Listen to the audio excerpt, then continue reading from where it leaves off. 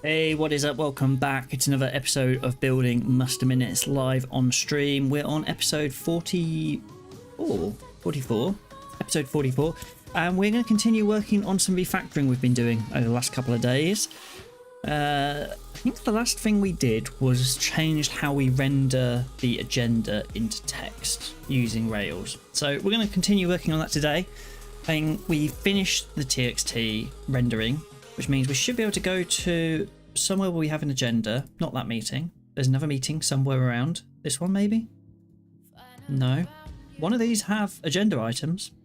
I believe it's this one. Yes.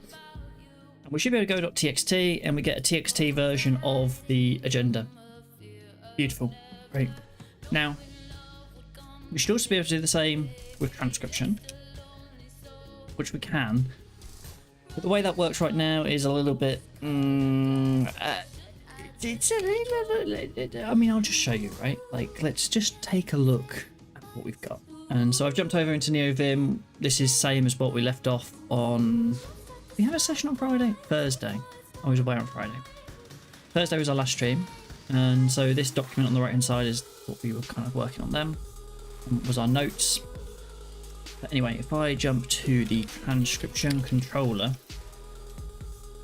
you'll see down here we have this line here where we use this model called transcription parser to kind of parse the transcription into text. You know? But for our minutes generation, we actually created a new way of rendering content using the active action controller renderer, you know, and then render a template, and that template is agenda item like index txt, and then we have our agenda item.text, which is just this document here, and it creates a nice little package of content that can then be rendered, which is quite cool. So I think we should try and do the same. See if we've committed anything. No, just our notes up there is left. So I think we do the same for transcription. You know, it's transcription show. Option show. And so what we'll do is we'll create a new file, and we'll call it show.text.erb. And yes. How does this one work? It's going to be quite different to that one. So I guess actually it might be more interesting to see what the parser does.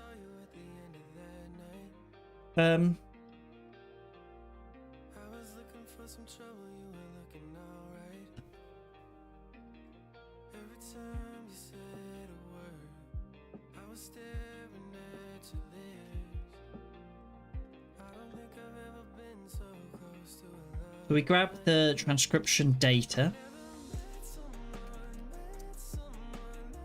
So maybe that's what we look at first. So let's perhaps go .text, agenda item, not that one.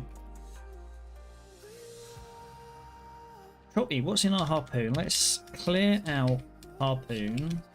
We'll add this to our harpoon. So we're going to keep coming back here. So one of the things we'll probably want to do is at transcription.data.document. Let's just put that out there first. We'll see what we've got, and then we'll also have to go to the transcription controller.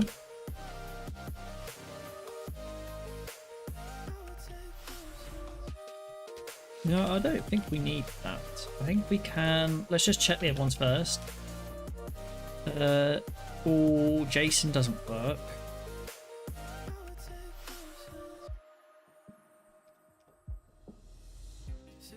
I see.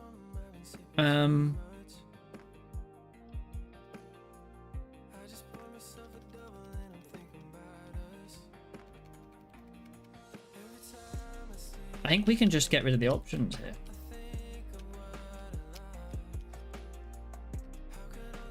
That works. And then this just spits out as text. And HTML. So when we do .txt, what do we have? What do we have? We've got document, right. So can I reference document like that? No.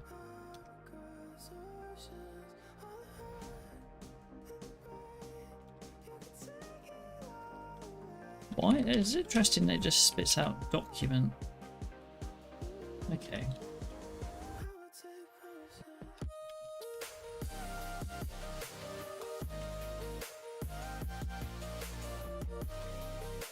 This is a hash, or it's a JSON object, which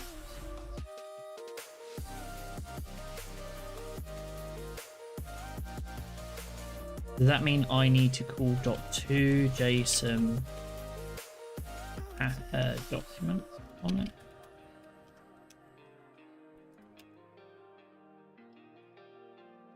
Or is it better to go dig for the document?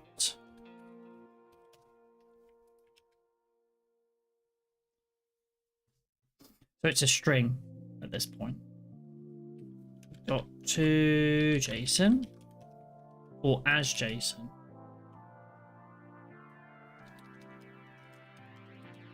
From as JSON, still a string, you know.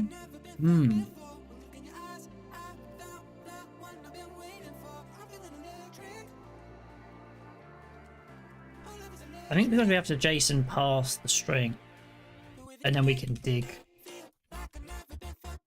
Yeah, there we go. That does solve that.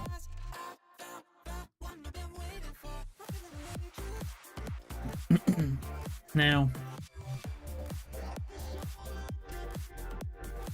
we are going to dig for the document content.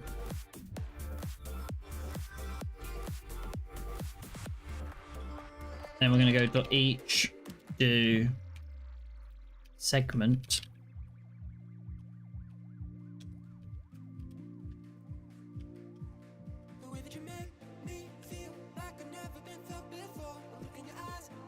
And then we could do... We need the person's name first. This is like segment dot dig content 0.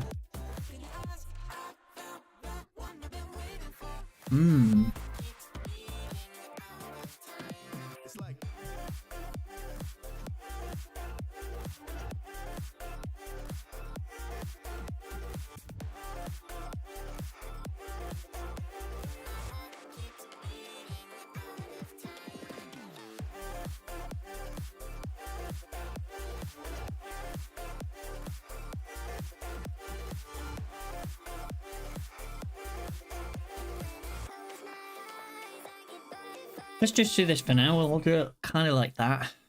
You can kind of see how it's shaping up together here. I think one of the things we might want to do is add...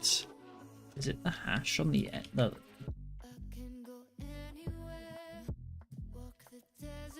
The hyphen? No. One of the challenges here is the white space obviously matters. But that's fine, we'll cut that out there. If we want some space afterwards, we can do that. Then we get white space after each speaker. We do need to translate the speakers to their actual speaker names.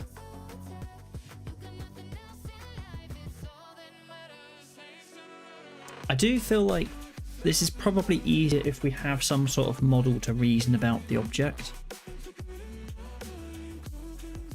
But it doesn't necessarily have to, like, if we have models that kind of translate this object a bit more, that's probably more useful. Okay. But I think I'll continue We'll add the parser just so I can switch back to and fro quite quickly.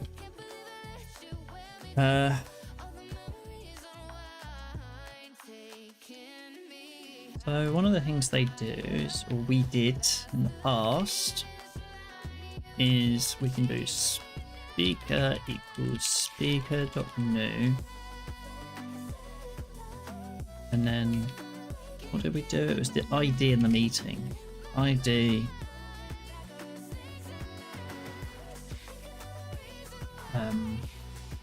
dot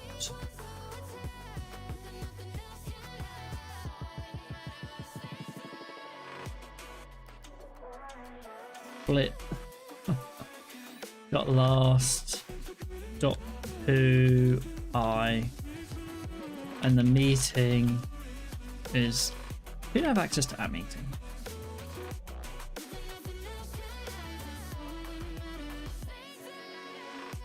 We should then be able to go speaker.name. You know? Yes. Okay.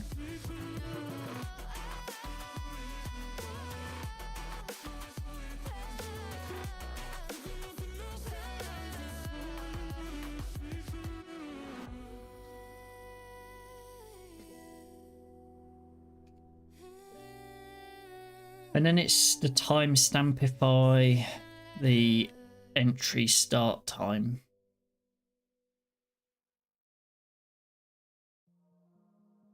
Which actually is this long bit here, which again,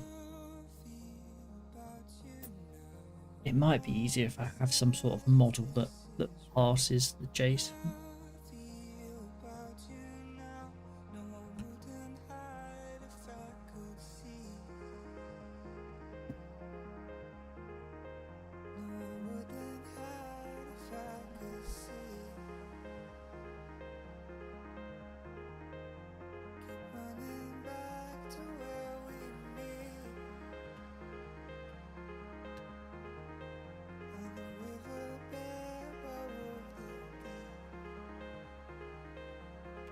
That gets put into like a bracket like that, and then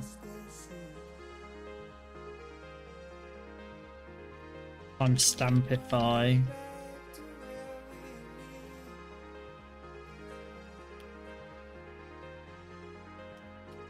that. So if I then refresh, we get timestamp information, but again, it's this list file is looking a bit nasty. We'll clean it up once we get the core of it in here, I think.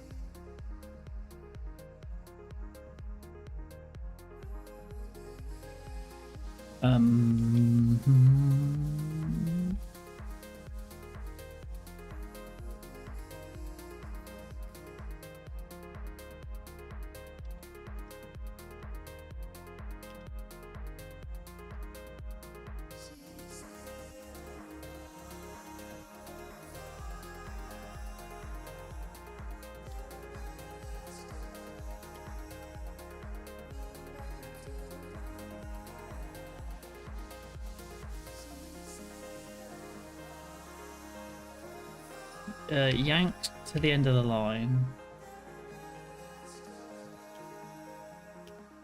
paste it in,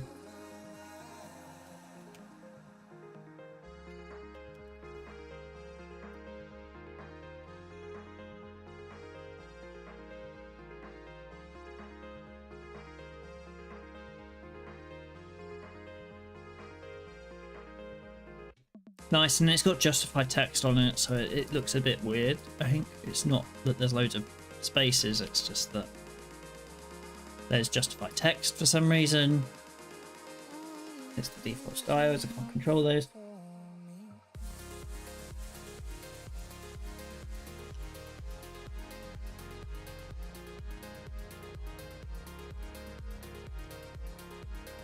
So this looks a bit gross because of the way the content is passed. I have to do a lot in the view right now, but it's less complicated than this in a way. Also, this has this same speaker thing going on. We're not using it. I'm same speaker. No, that's not used. I mean, I could delete that anyway. Well, a bit chilly.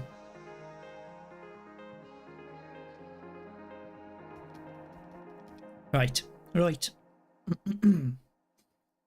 So.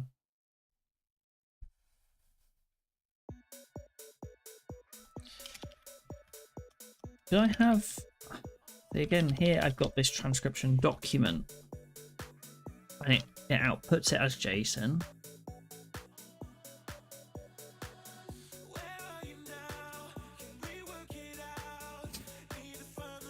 But this kind of builds the document. Doesn't return a thing with all of the segments in it.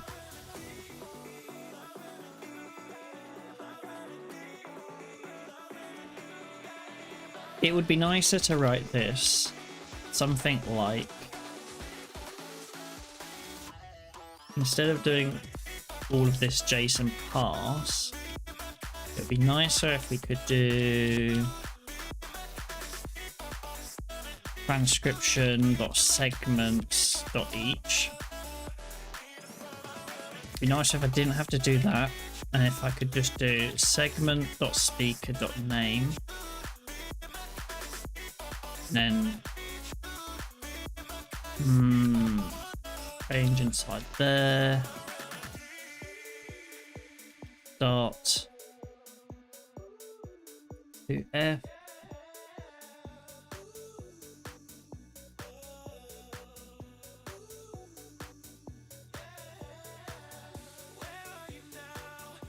Not really sure what I'm doing here with the two at the times 1000. It'd be nice if I could just do that. That's all I want to do. And then in here, it'd be nice if I could just do segment.text. Okay.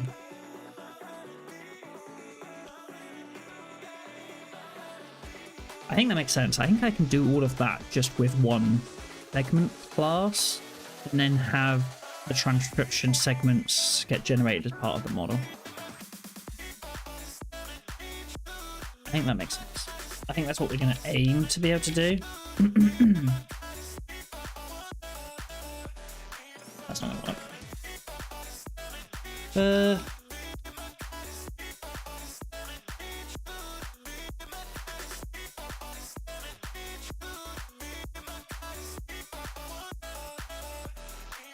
All right. How does it go? I think it goes like that.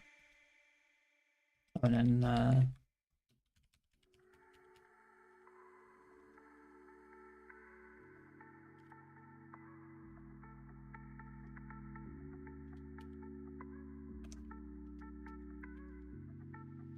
there's just a bit weird line at the bottom. That's fine. Ignore those for now. That's what we're going to try and get to. So we're going to go and create a new model. So we're going to go to models, and we'll go. I guess it should be transcription segment. So we'll create a class which is transcription.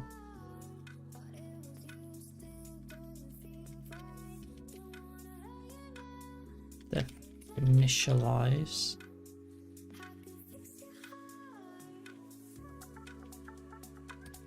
speaker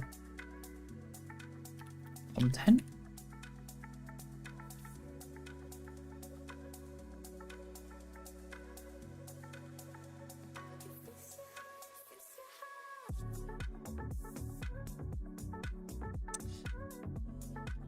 Let's do def self dot build segments, and I think this is going to take in our document, right?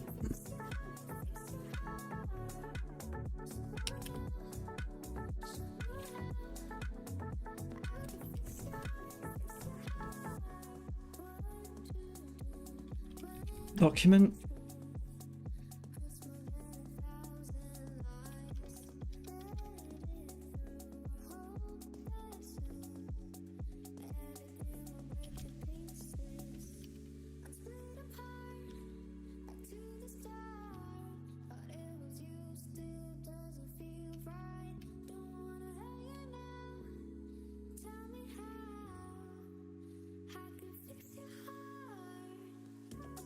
At the moment we have to do this like transcription, data, dig, document, content.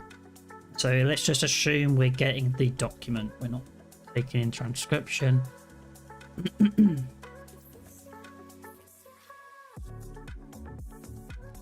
And we're gonna just we're gonna get the content, right?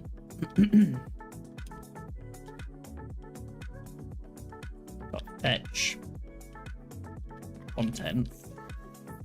What map do new segment?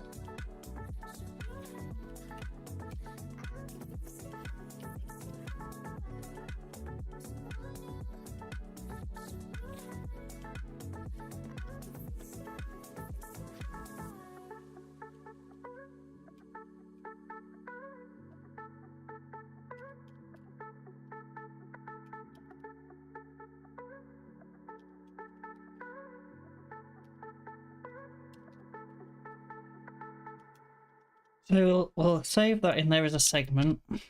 We'll have speaker, which the way we get that is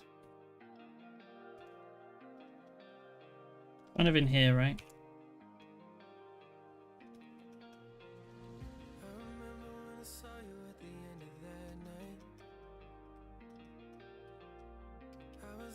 Some trouble, you were looking alright.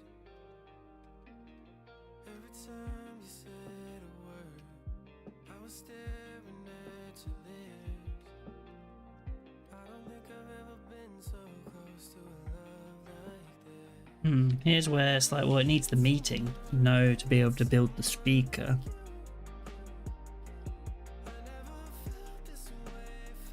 Because it needs to be able to fetch the participants.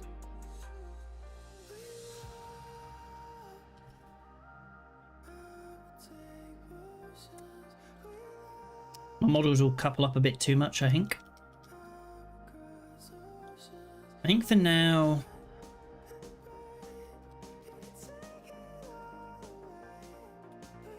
like, does this take a meeting in?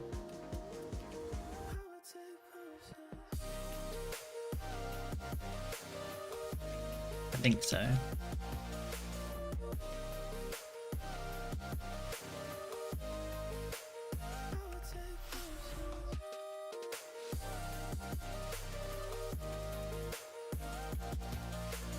Perhaps we just do that for now.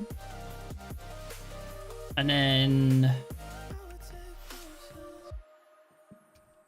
the other bit that we want is like the text. So we'll just do text.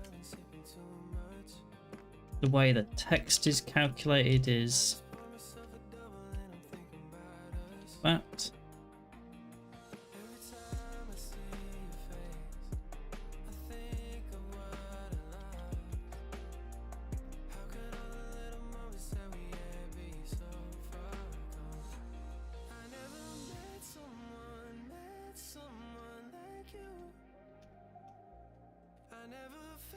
Then we'll get the at segment content,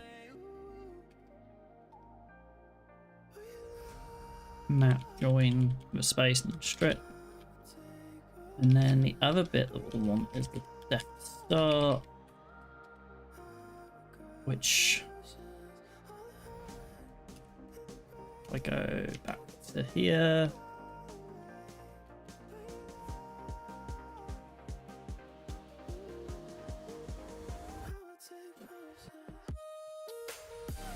I'm doing it.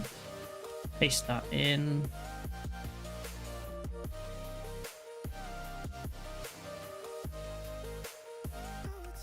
The content 0 marks 0 at the start. There is 1 2f or 0, and then we'll times that by 100.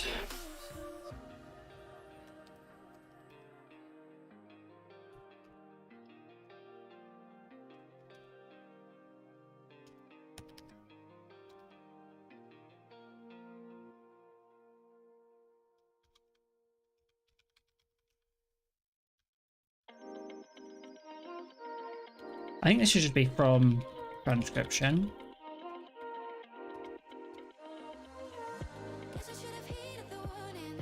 And then what we'll do is we'll do document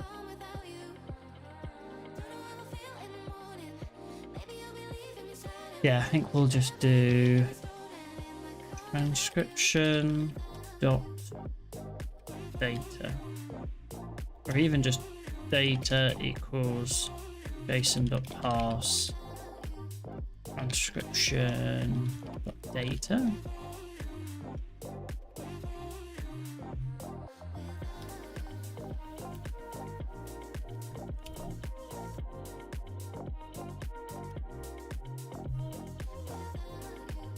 And then we'll do data.fetch document content map segment, and it returns the segment.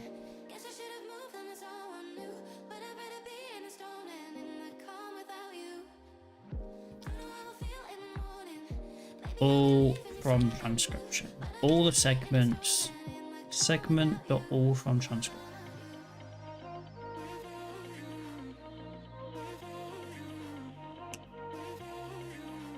And then if I go to transcription, I should be able to go def segments. Segment.all from transcription cell.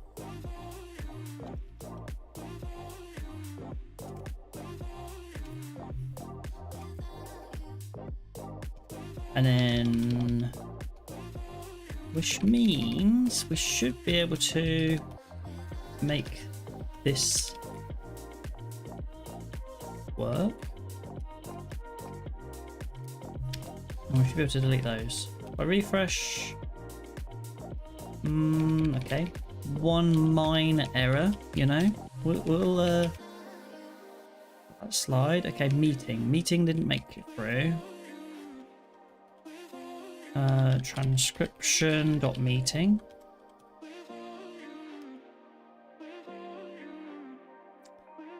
No implicit conversion of string into integer.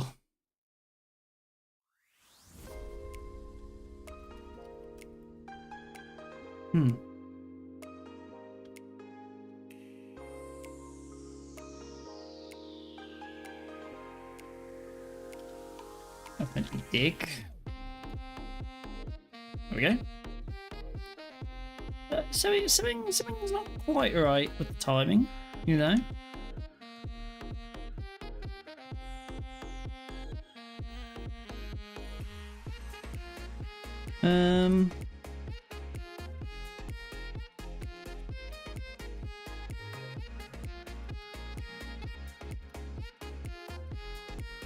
That makes more sense. I don't know what that times 1000 was about.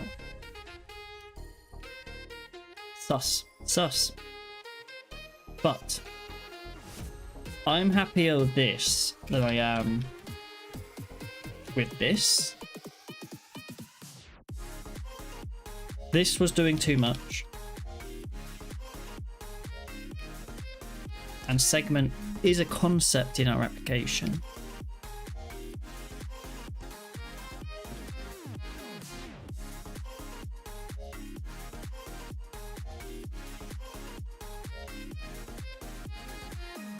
I wonder if that makes more sense as data or like value.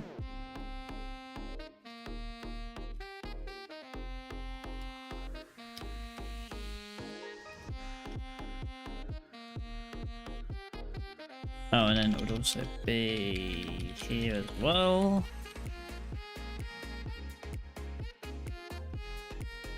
All we're doing here is basically saying, okay, transcriptions have segments. You can get them all from a transcription model.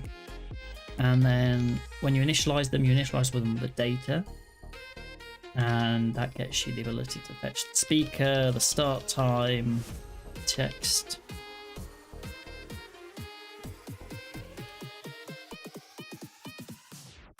And I guess if I really needed to, I could have this actually return the JSON.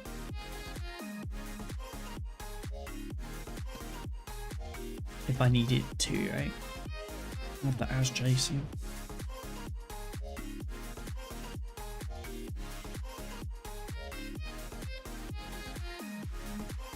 Def as JSON.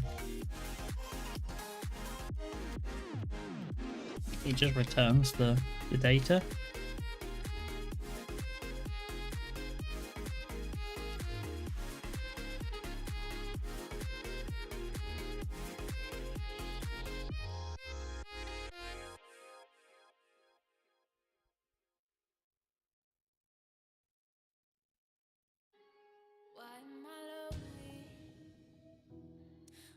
Nice.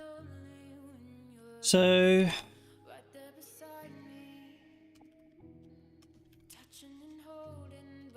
think I can delete that, but it is being used.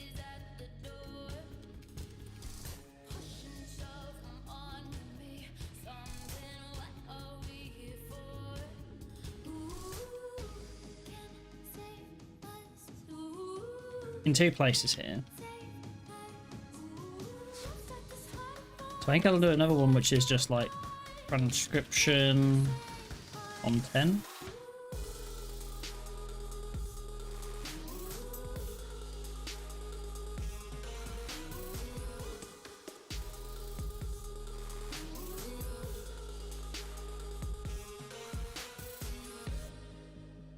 Change to space transcription content, and then also the.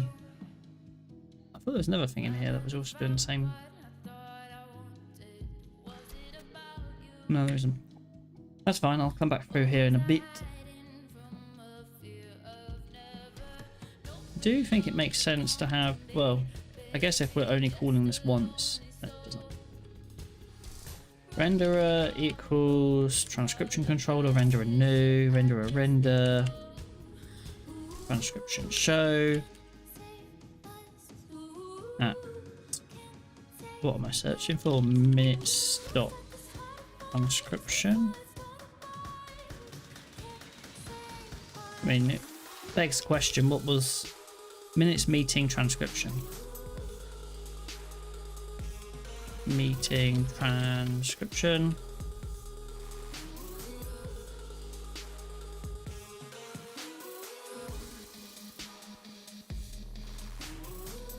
Formats text.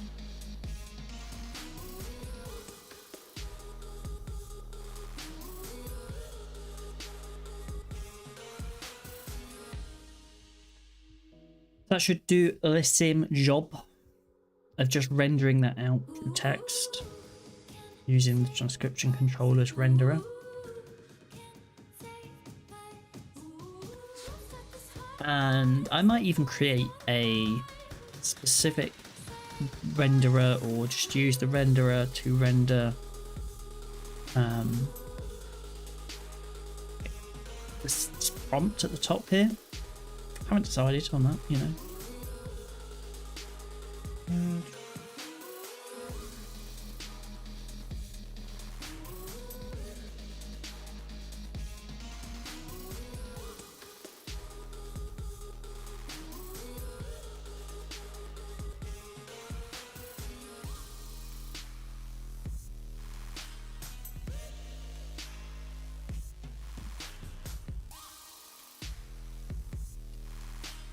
And if I search for transcription parser, there's this other place where we're using, which is here.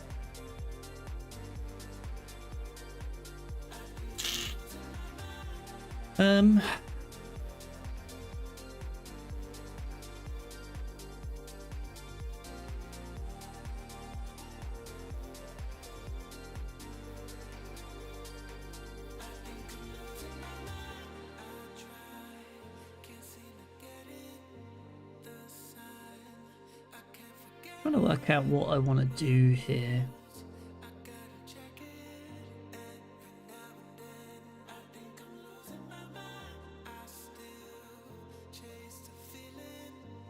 I feel like it does make sense to have like the prompt perhaps as a whole thing that gets rendered.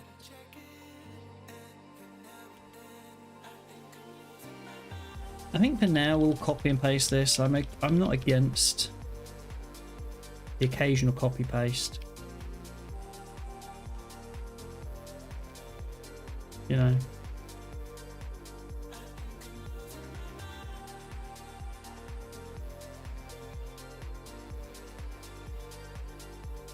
We should be able to click down here, click rate minutes. Oh, crash. Undefined constant transcription renderer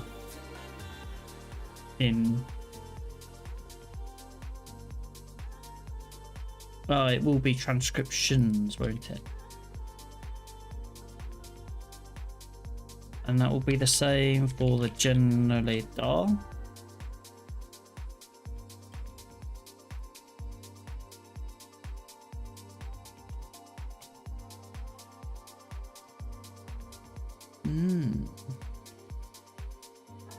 Minute. Yes. Well, here it's fine. But here it's not, because this is actually not that itself. I don't even need self, I just do meeting.transcription because meeting is available here. Refresh again, scroll down, create the minutes. Oh, okay, text. We never created the text this time.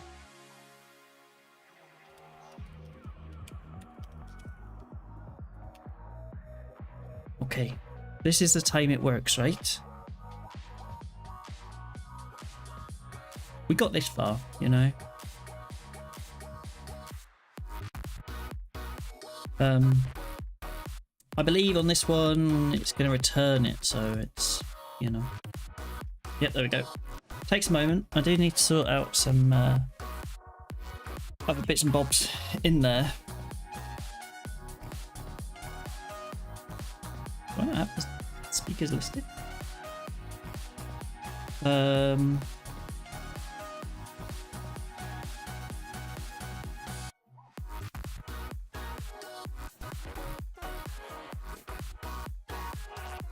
I should probably have the speakers as a thing as well.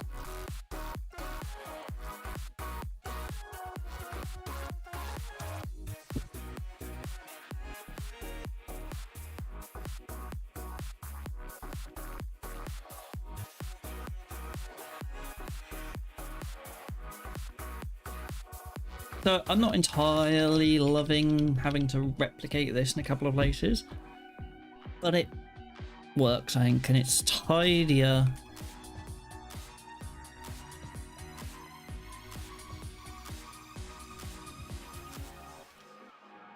What have we done here? So we've simplified that, and actually I think we can simplify the JSON bit even further.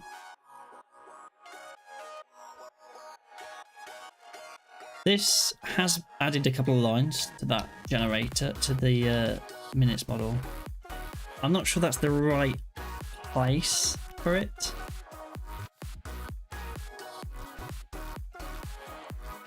The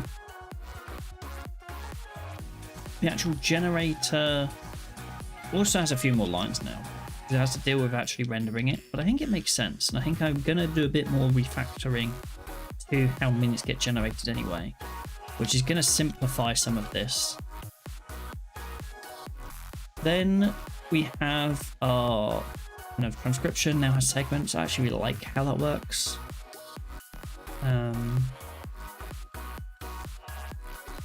We got rid of the parser, which was a bit ugly. Transcription segment, I actually really like how the transcription segment, and this, I think what's nice is when we're trying to tidy up and refactor how the text version looks. This now looks really clean. And if we need to do additional formats, we can do it here. We don't have to, like, before the parser was doing too much. Now this is just lightweight and simple. So I think we'll commit this. Refactor transcription format. Text format. Okay. We'll push it.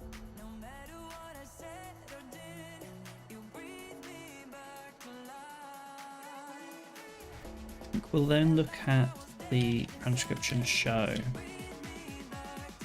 One of the things I'd like to just check, Rails action view. Is it action view? JSON, got JBuilder.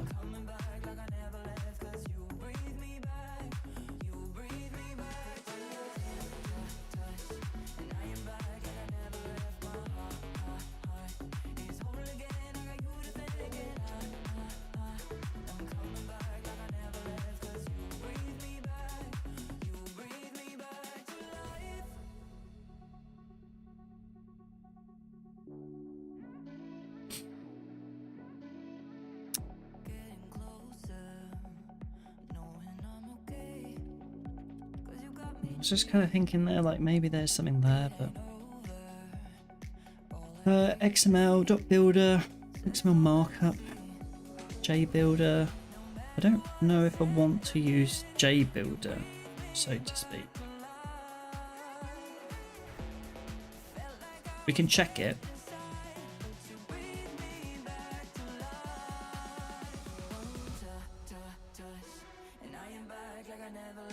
I think the thing is we already have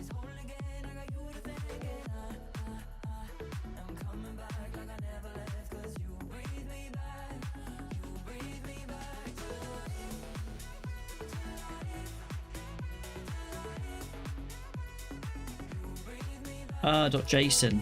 So yes, we can just do believe and just create a show.json.erb and we can just do at transcription data and then transcription controller. I think we can get rid of all of those lines.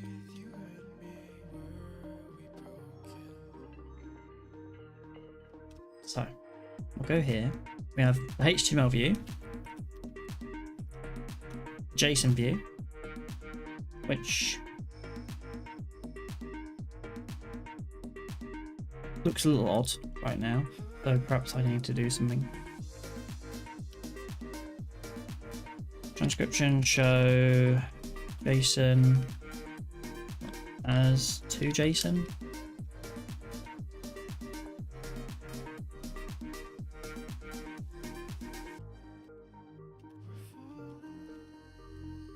I actually think, yes, this is because at the moment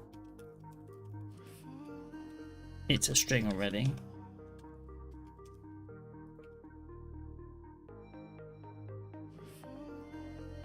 Help if I, you know, actually put the bracket in there.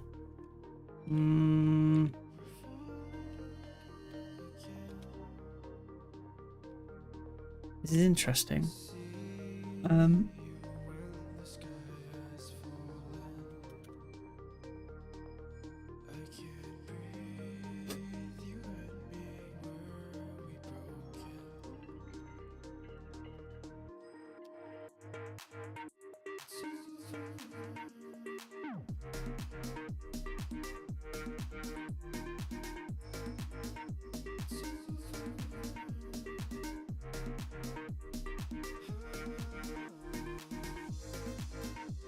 It's essentially what I did for the .txt.text, right? But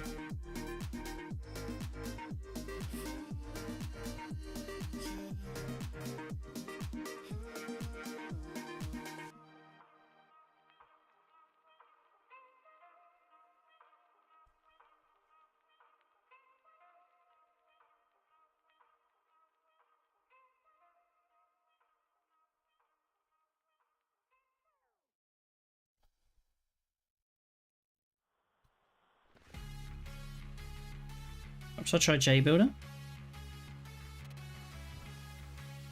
Or I'll just ask ChatGPT. Building a Rails app, have a model that contains JSON. I want the view to have I've got JSON format, which just returns this data.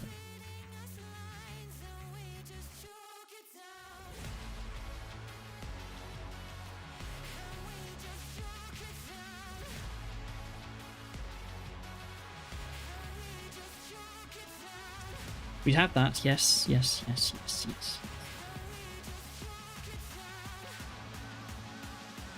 And we have this, yes. And I don't really want to have to do the format.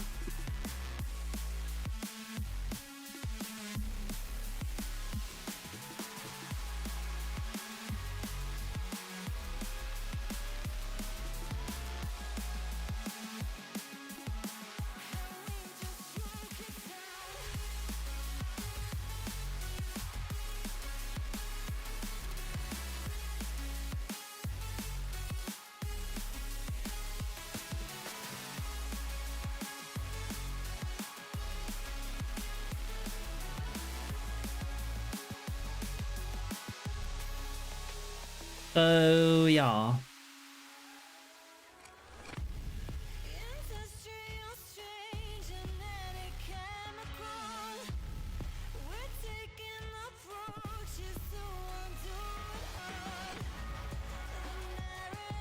I don't really. Do I have JBuilder then? Oh yeah. Okay, fine. I do have JBuilder.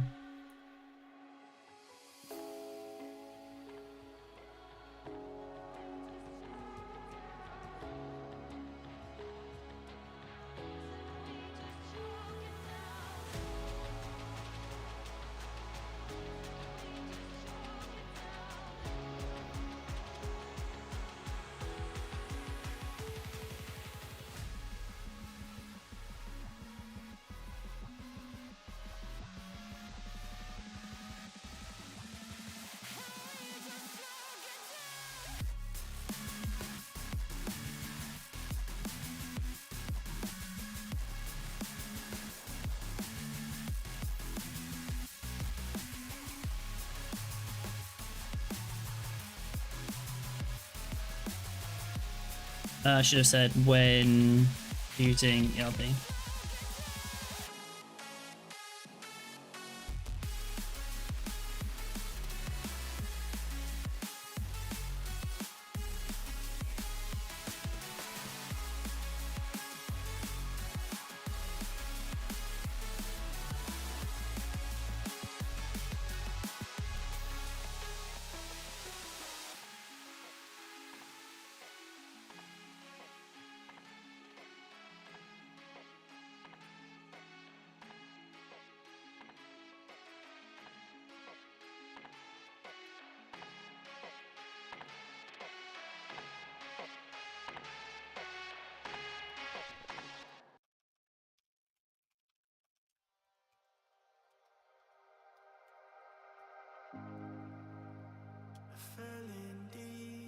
I think that's because I don't need the 2 JSON. Yep. Solved it.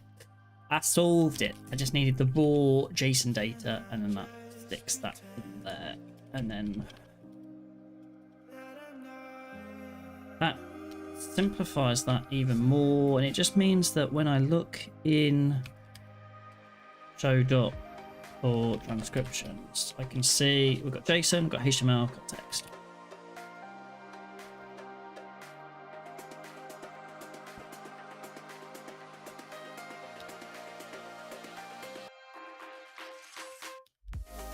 JSON rendering into view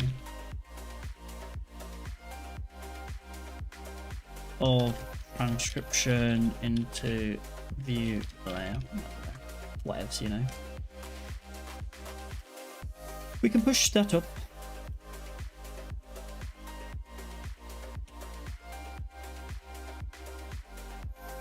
Did ChatGPT figure it out?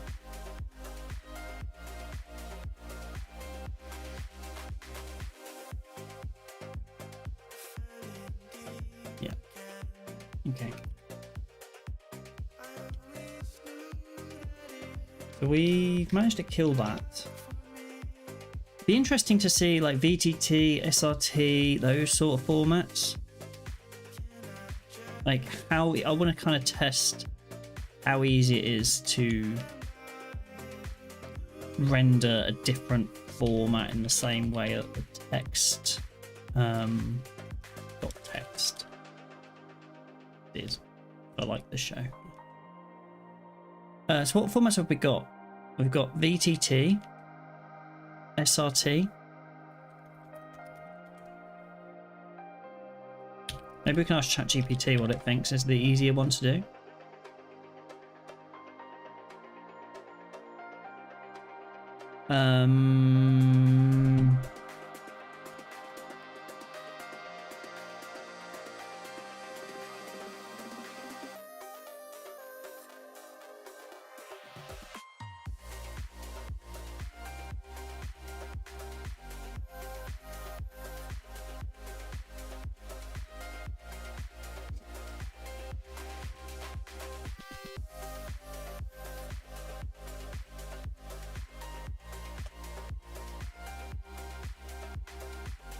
I'd now like to use this format thing to return different transcription formats. I've come across VTT and SRT. What do you think would be the simplest to implement?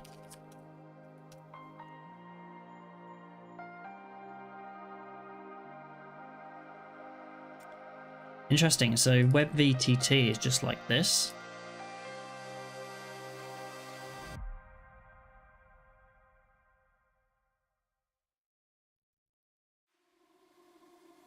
Don't say you'll see me soon. We both know it's never true. You only meet me when you're feeling good. Happiness just a pursuit.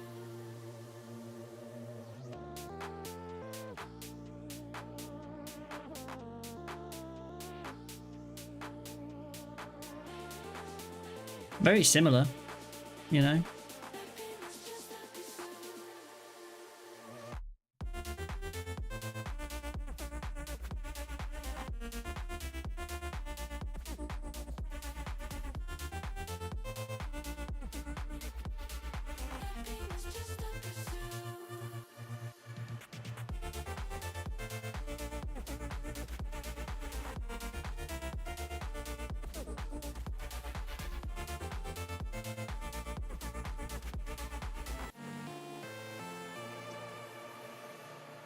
Fine, so I guess we're essentially yanking that.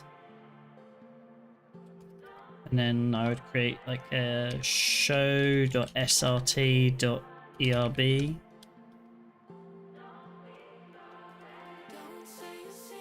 And then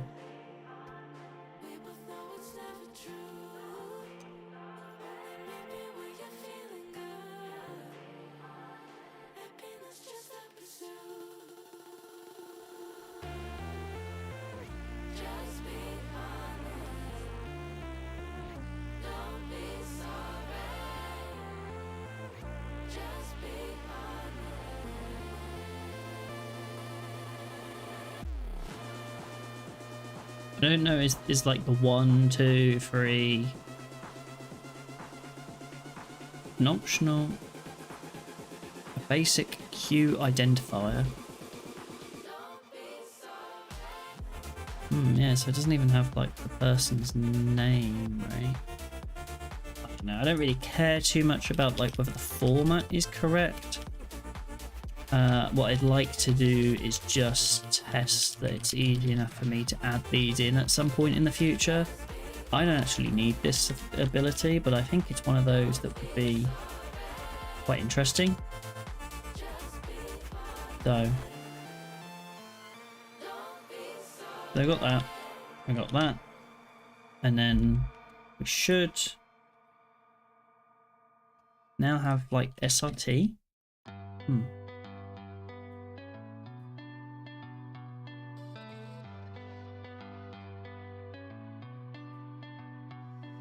Sitting under Can I add SRT and VTT as formats the controller should look for by default?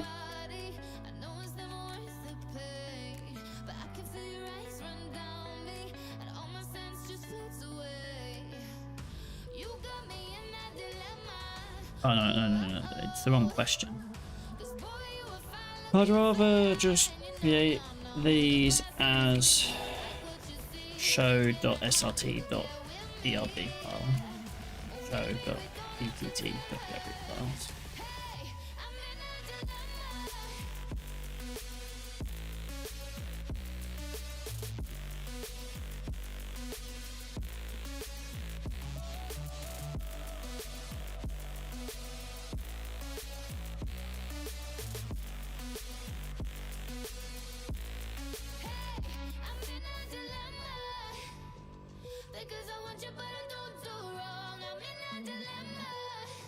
I don't want to do.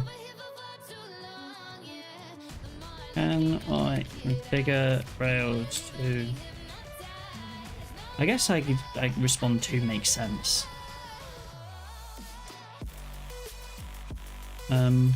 Just means I'm kind of undoing what I just did. So on here it's like respond to do format.html. Format.json, format.text, format.srt, format.vtt. You know, it's just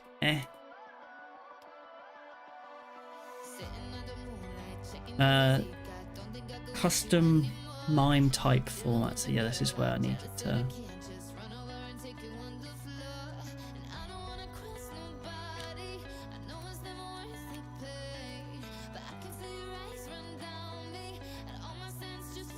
I don't know.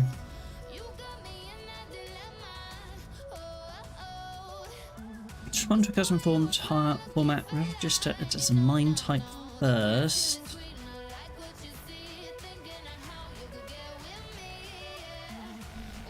If you meant to respond like a variant like tablet, I didn't.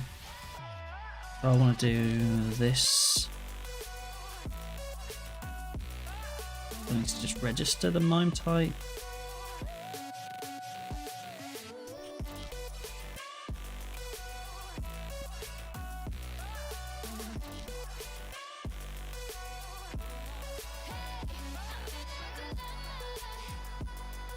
Initialize MIME types.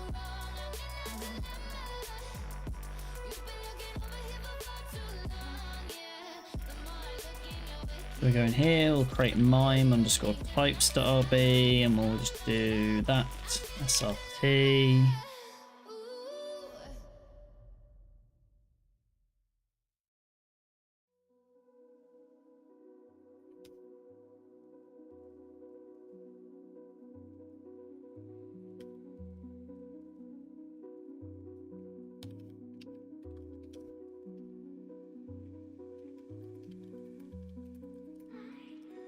Is SRT.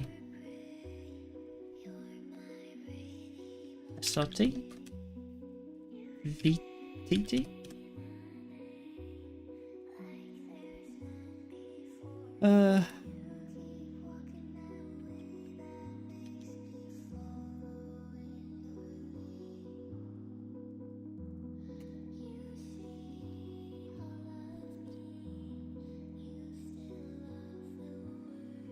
Is there somewhere where I have all MIME types? SRT. SRT.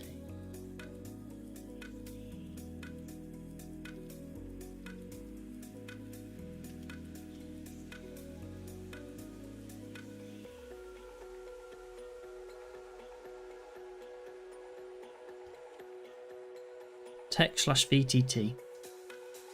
Does this also have SRT? No. Fine, so text/VTT and text/plain will be the MIME types. And then I'll also have to restart the server because I now have created a MIME type.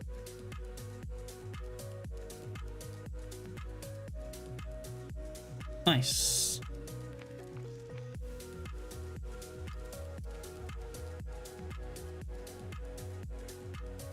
And is that with... That's with those on. If I take those out and save.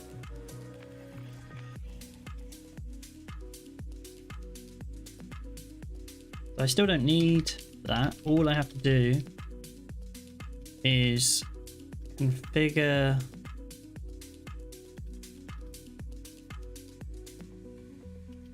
the format as an ERB file and then register those two as MIME types.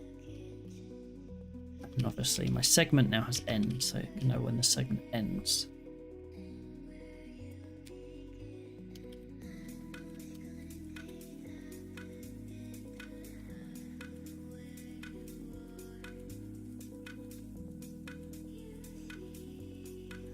Cool. I think it's good. So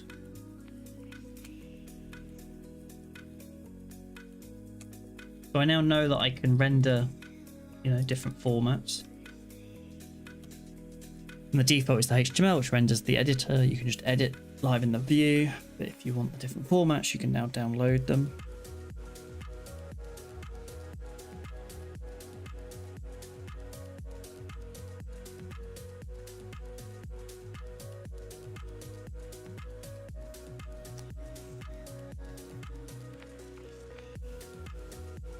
Yo, what's up, Fish Diner? How's it going? Thank you for dropping by.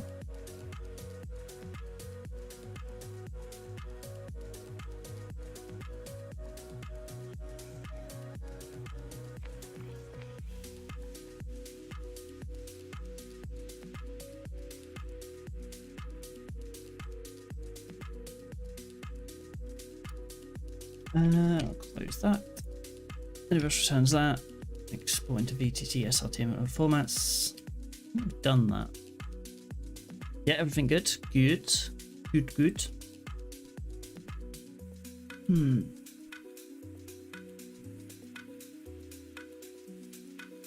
Okay, what else was there? It's looking quite clean and tidy now.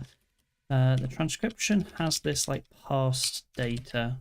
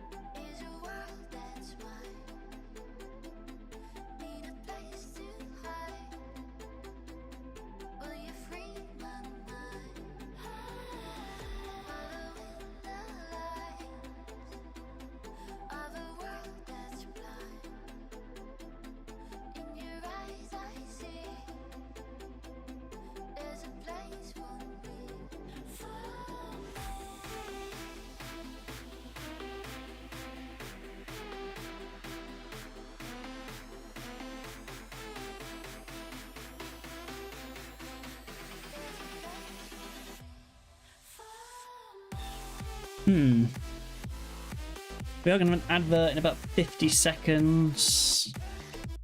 I have them on an automatic pre-roll loop just so that we don't get pre-rolls. Yeah, and sometimes I take a quick break as well during them. I think I'm going to keep going on this occasion.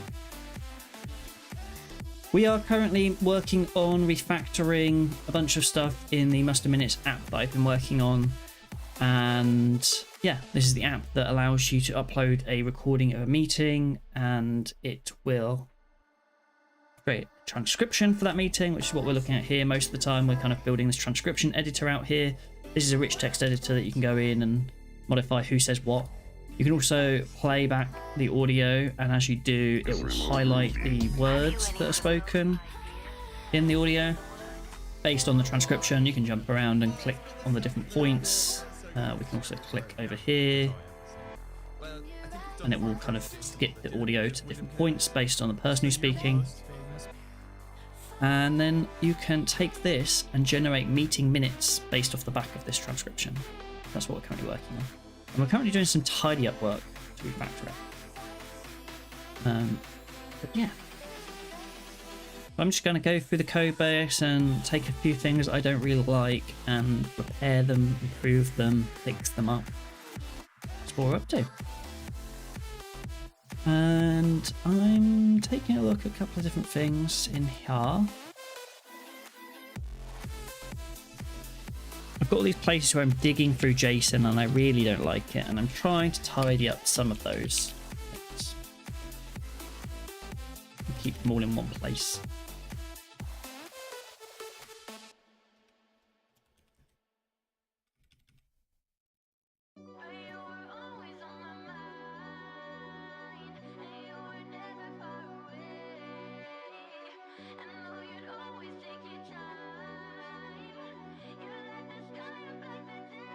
So we're using that to get the number of speakers. The problem is the number of speakers needs to not change, or it needs to be calculated in a different way.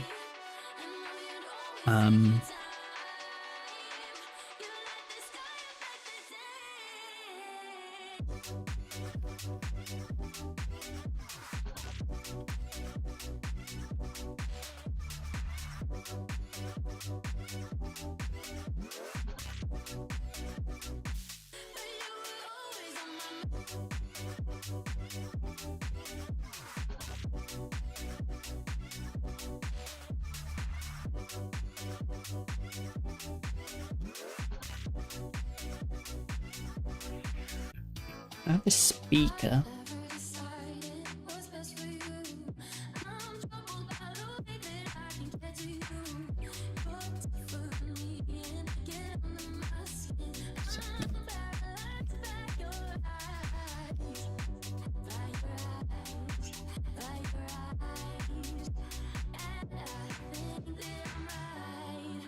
I wonder if I do like def self or speaker.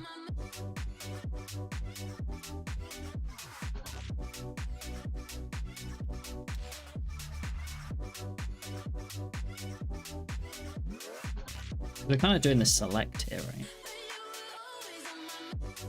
I could just do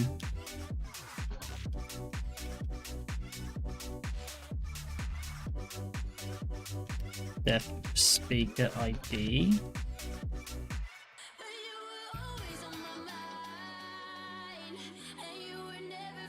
Range ID speaker. I bet it's something like that.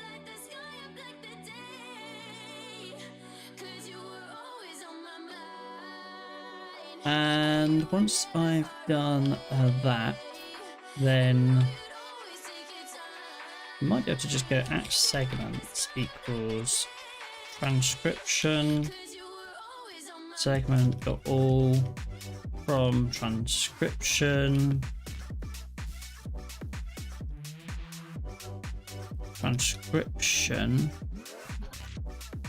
dot select segment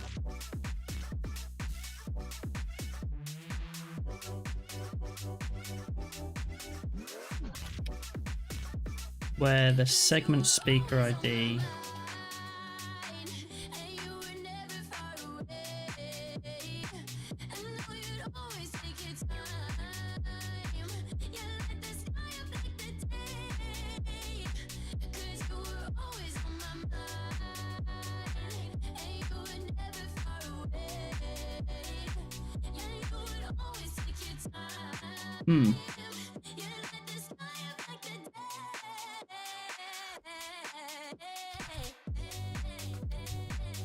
dot select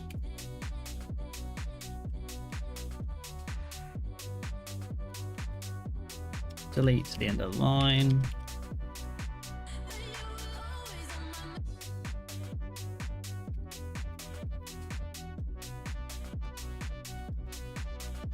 Rather than doing it all the time, we'll just grab all the segments at that point in case I need to reference them multiple times, which I do, like here. So we'll just save that. And yeah, that actually looks a little bit cleaner. That should change this. So I should now be able to go like segment, it will be, yeah, segments dot first dot start. If there is a first.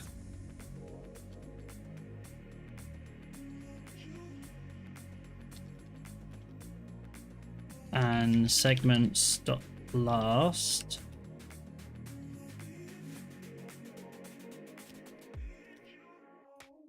If I refresh.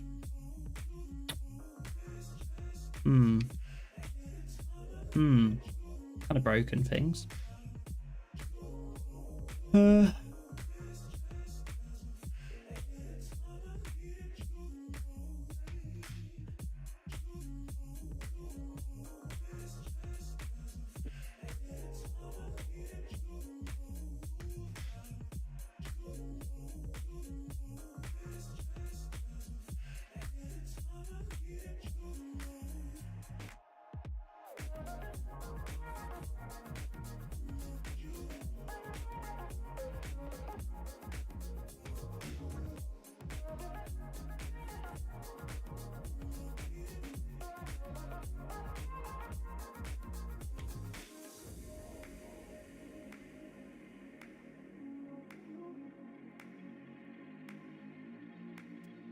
Actually, this is even better, right? Because I can change this to just be transcription segments.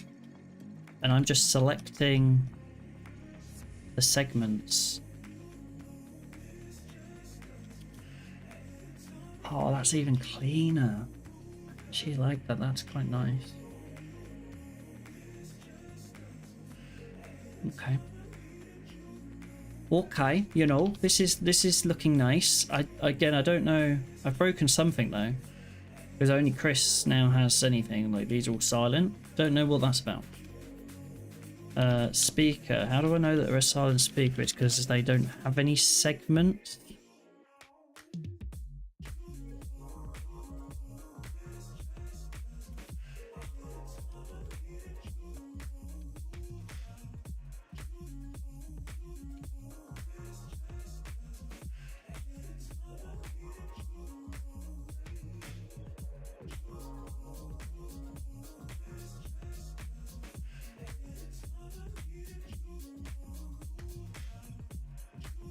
I think I have to split by like the underscore.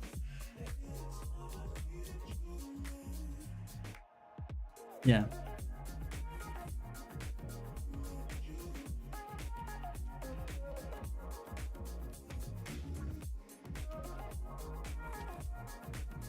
Nice.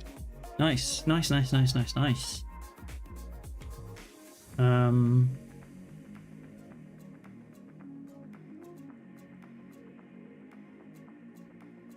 Does that still work when I have like the .txt, not txrt, txt there? Yeah, that's still fine. Surprised it worked before. I guess the ID would have matched for Chris, but maybe I didn't look any further than Chris before. And yeah, again, the first one is always 1, so it's like whatever, and it would have gone 2i, but I would have struggled with some of the others.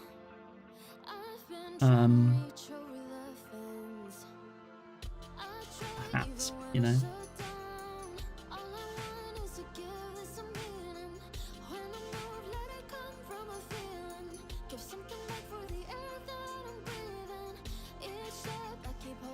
Curious as to what Ruby does, but I think I want to see IRB. Test is an empty array. Test.first. Test.first.thing. Yeah, that's what I thought it would do. So I do need to do what I'm doing here, which is like, hey, if there is no first, we're returning nil. But if there is a first, then we'll pull start. Same with the end.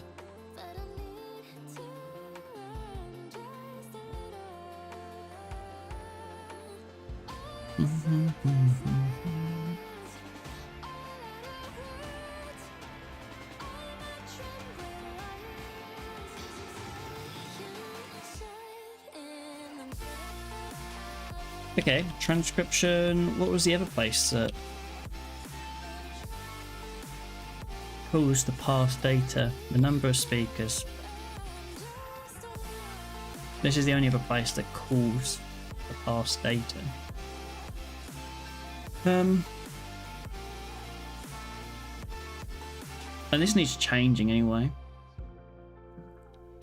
I think what I'll do is I'll just data.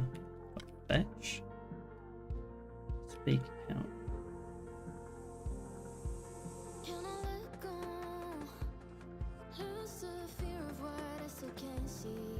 JSON.path.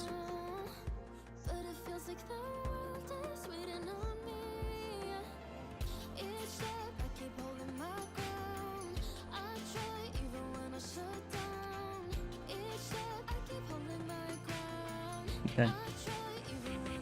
And then if I go to transcription, I can delete this because it's no longer in use.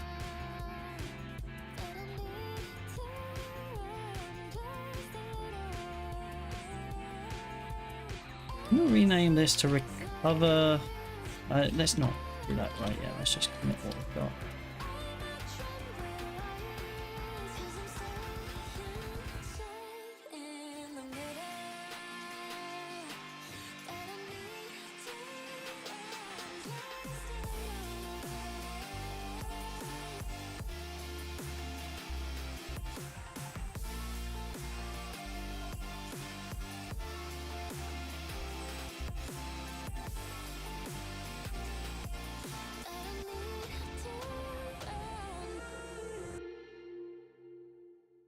Mm-hmm.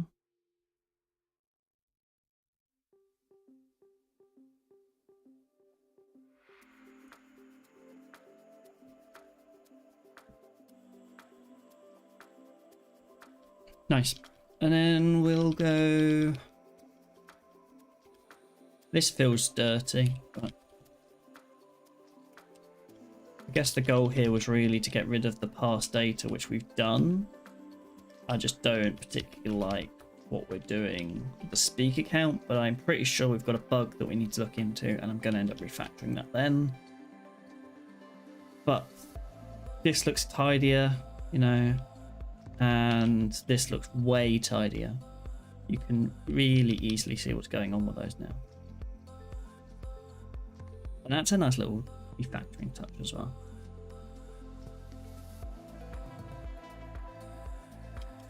You know,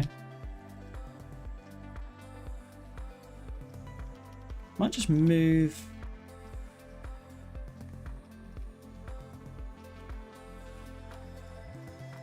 that down there, because then it's like these things are all little helpers that just extract from the data, and then this one here is actually the one that's probably fetching data out.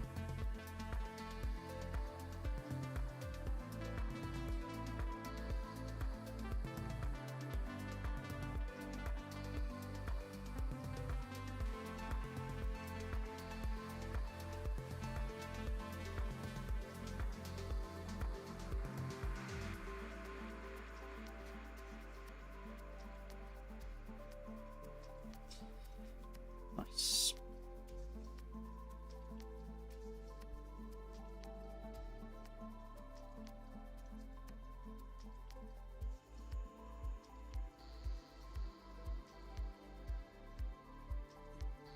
Okay. Oh, don't want to do that. What's going on there? Get out of here. Right.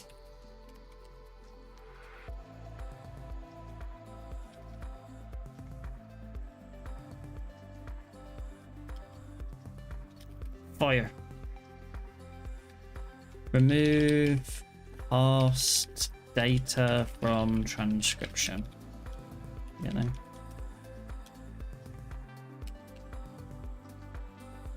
That's what we factor.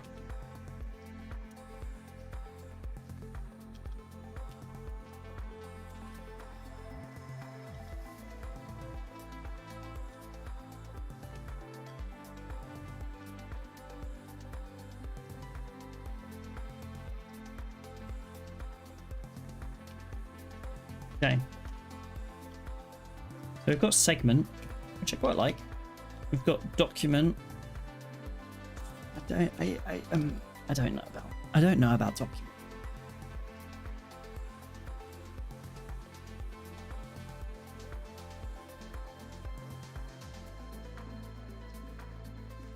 I need to kind of decide how I want to approach conversion.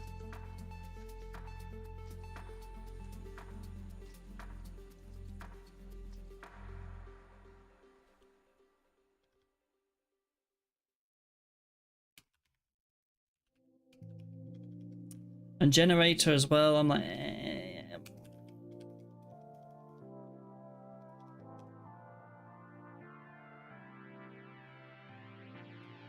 Space PG. Record identifier. This is the one place now we have the record identifier. We're using it to be able to call DOM ID here.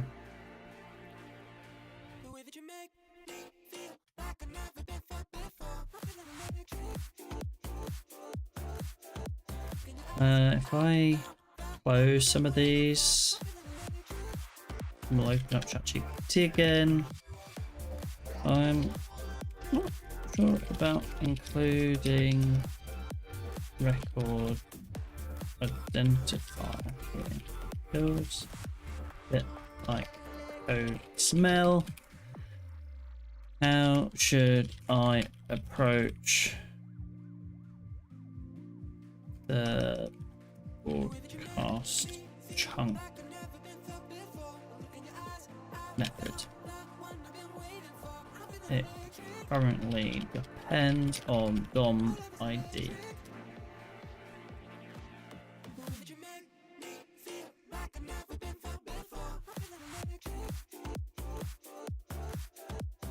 I'm sure we've had this on.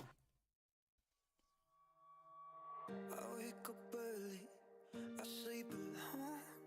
I try to find love from a stranger on my phone. My vision blurry. Yeah, I think that's the problem, right? Like the broadcast chunk is having to concern itself with the view layer.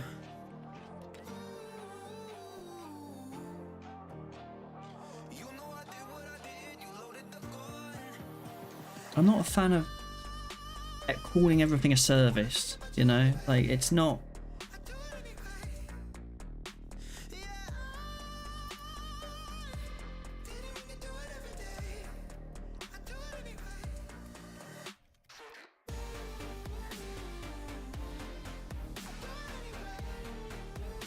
doing plain Ruby with good old-fashioned boop. Everything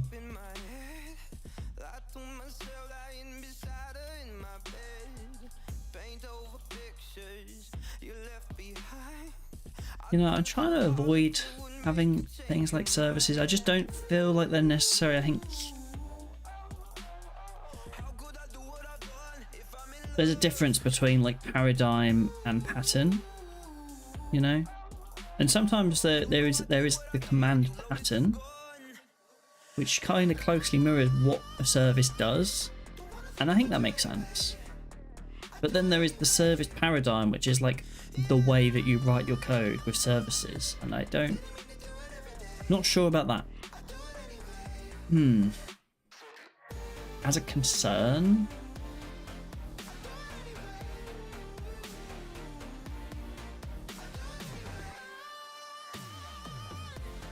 I'm curious. So we call this. Where are we calling this? Because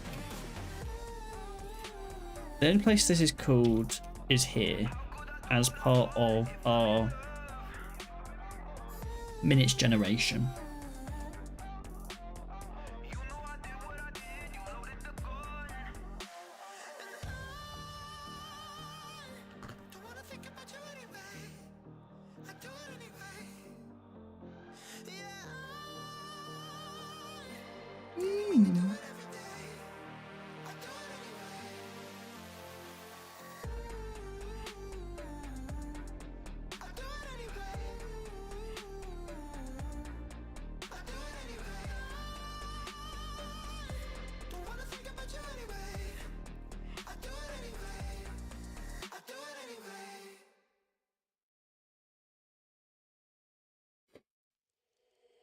Listen to me speak, but just say what you want. What words will you keep? The ones that cause us harm. You assume the worst, but that is yet to come. Because he caused it first, and now we've come undone. Caught up in trying to find a problem. Turbo Rails.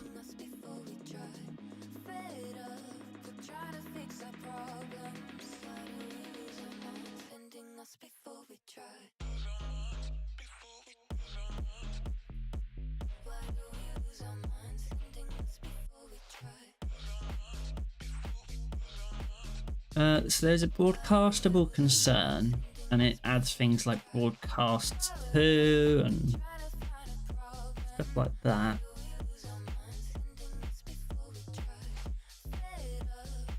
How does the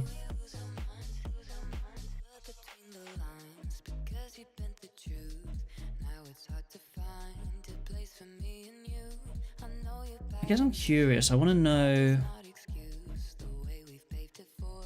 how it does the broadcast. Streams helper, streams, action helper. It's not that one. Helper. It will be in not controllers, models, concerns, broadcastable, right? Target, try, call, self.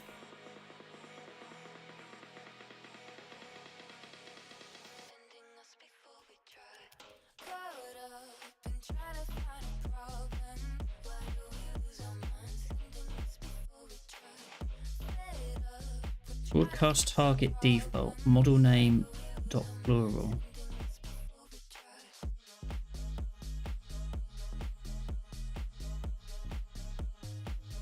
Update.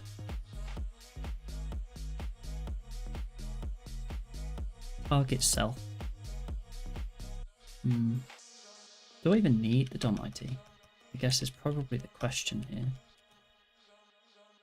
But then, like, this bit is a bit weird.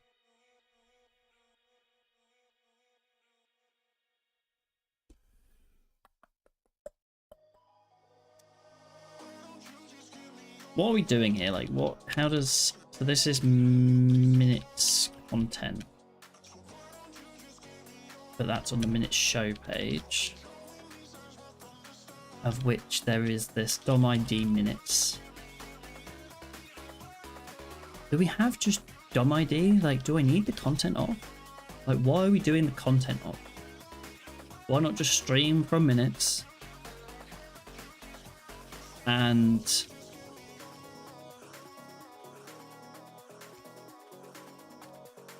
stream all of the updates.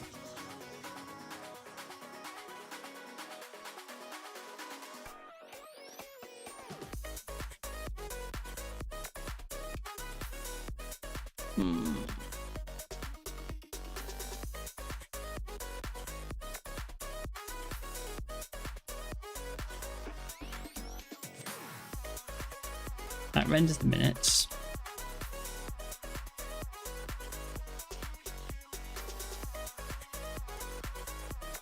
Which is the list, right? But that doesn't even have the DOM ID on it.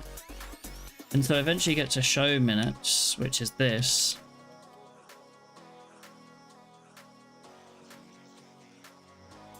I see, because one is like... Okay.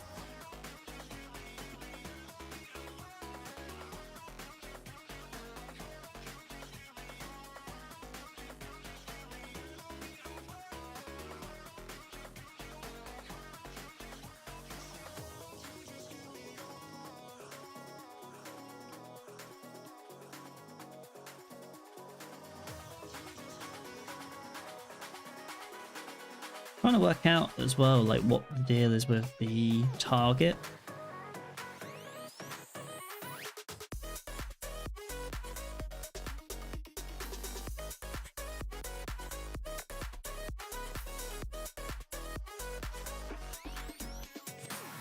Stream name from.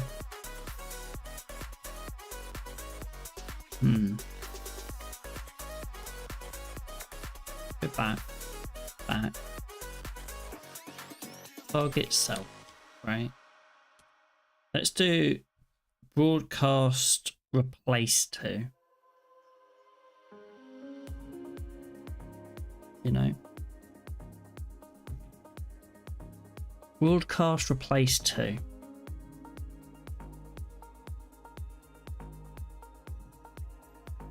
And when we broadcast replace to, what we actually call is the broadcast replace to on the streams channel,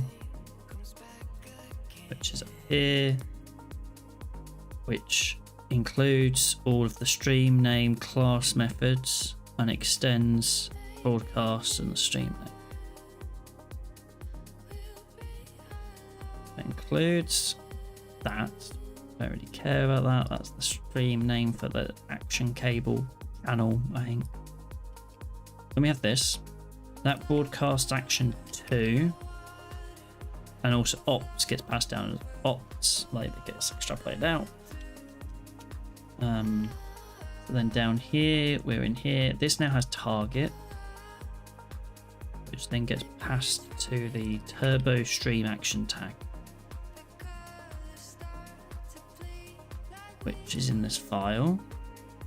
No, it's in action help. There we go.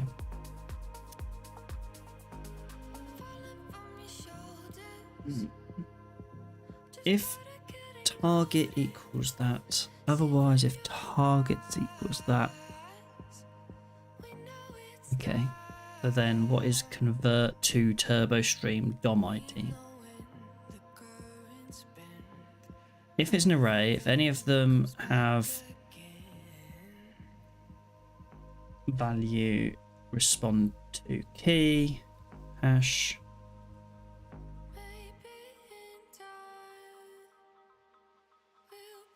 so it can be an array by the look of it.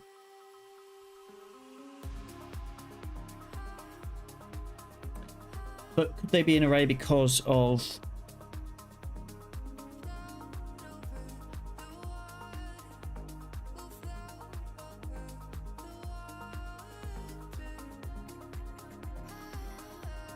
oh, okay, yeah, I think they can just be an array. I don't think I need the DOM item though. It took a little bit of a painful, you know, diagnosis there, but I think change surrounding that to that should still work.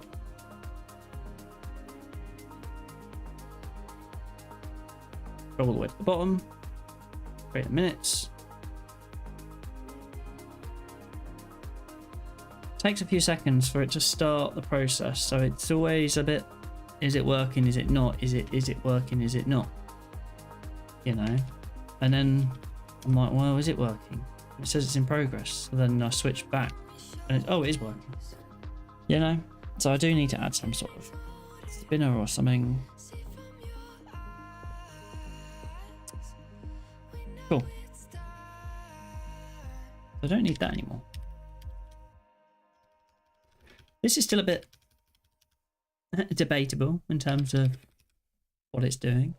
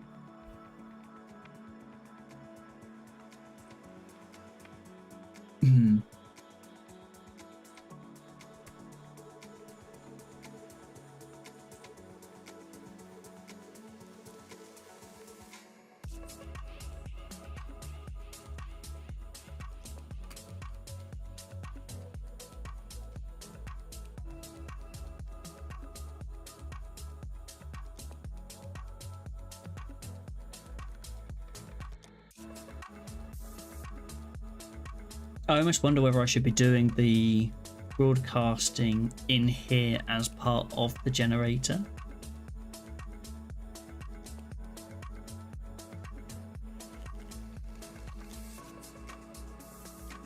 I don't feel like it makes sense here.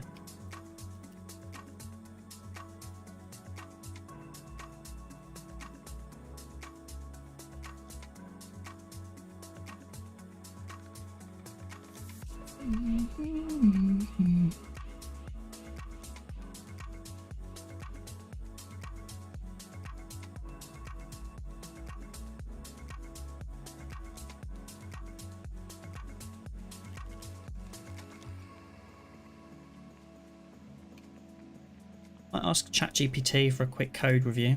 Hey, looking for a quick code review. I have this minutes class.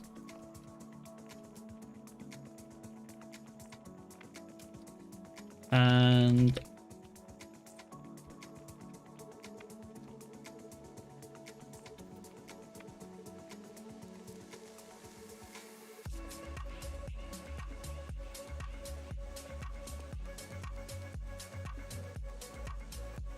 I don't feel happy with how the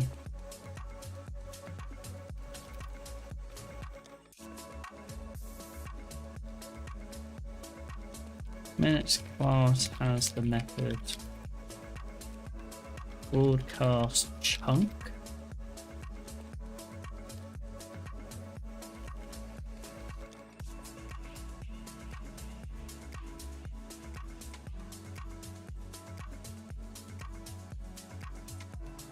Oops. Any thoughts? I'm listening.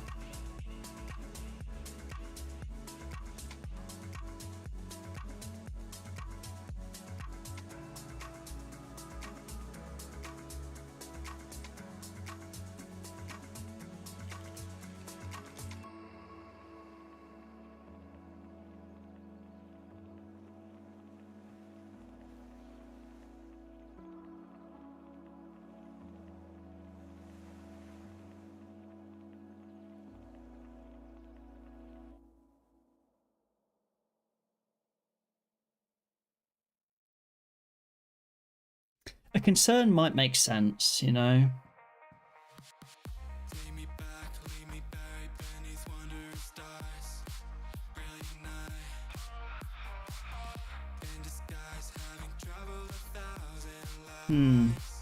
I think a concern might make sense. If I went in here and had like generatable Garvey module minutes generate generatable,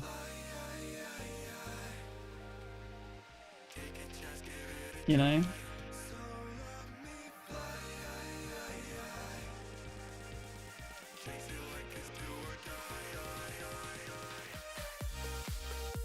And then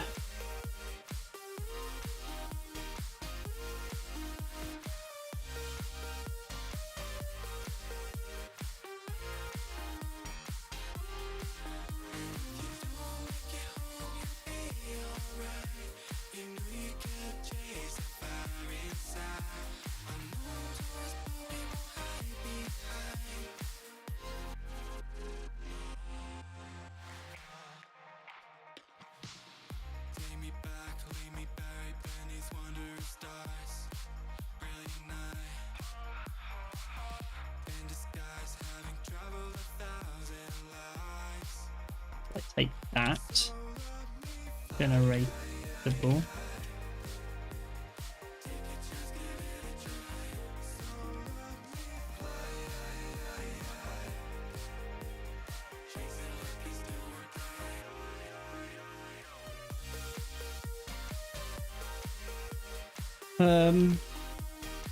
And then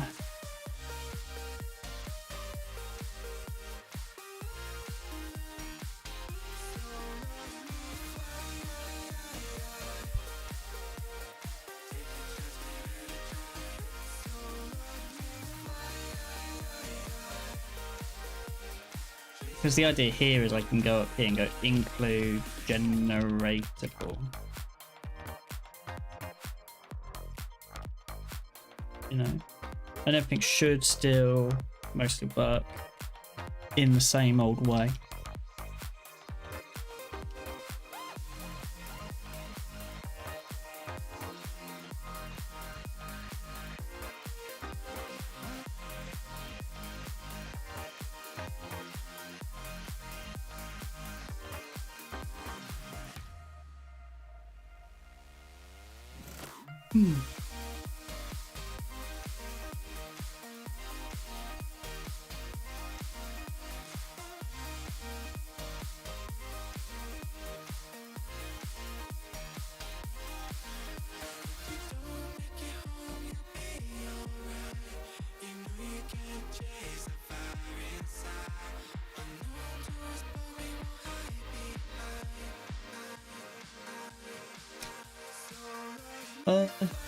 Generatable. I hate that word, you know.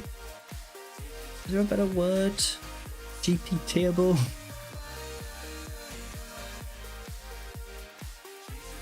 Generative. I guess generatable makes sense in the context of it's a GPT.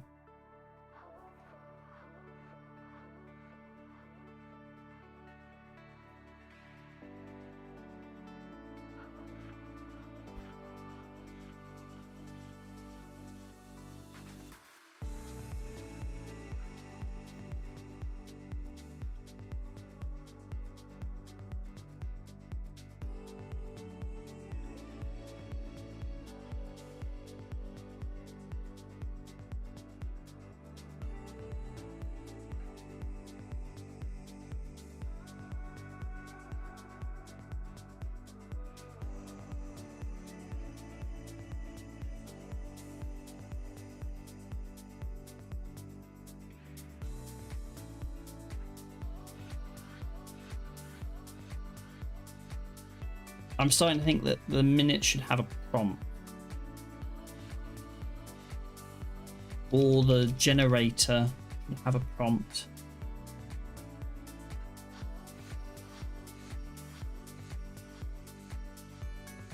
Oh, I'm cold. I'm gonna go and turn on the heating. That's what I'm gonna do. I'm gonna bring it back. And we're gonna warm the place up because it is cold. I'm cold. Didn't even stand up yet. Apparently my watch says congratulations on standing. Hey ho. I'll be back in a minute. I'm feeling hopeful.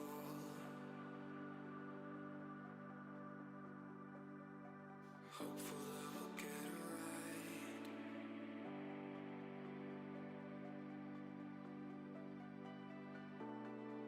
I'm feeling hopeful.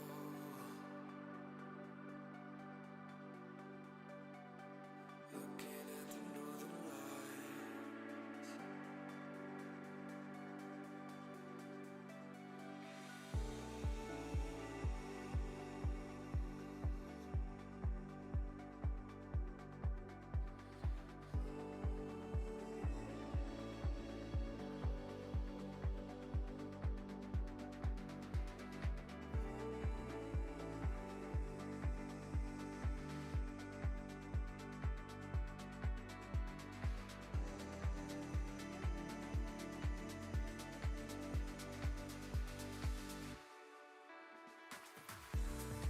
I'm back.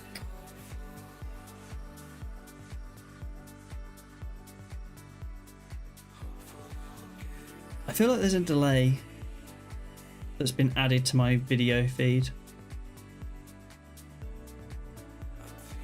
That's going to be annoying, isn't it? I think I need to check that.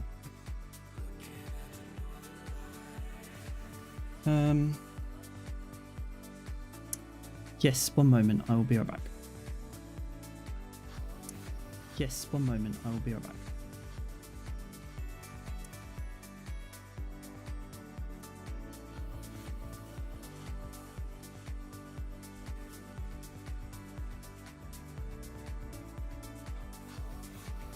I feel like there's a delay that's been added to my video feed.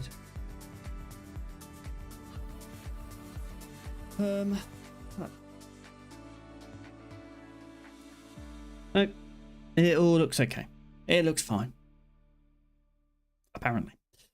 So anyway, what are we doing? So I've kind of solved this to some degree. Not quite, but I don't need the thing that I was including before. And I'm kind of solving this as well because I'm doing the export. I think I'm going to close that now. Like, I don't need the notes open to this side. Also, I've realised I usually bump up the font size for you guys. I forgot to do that today.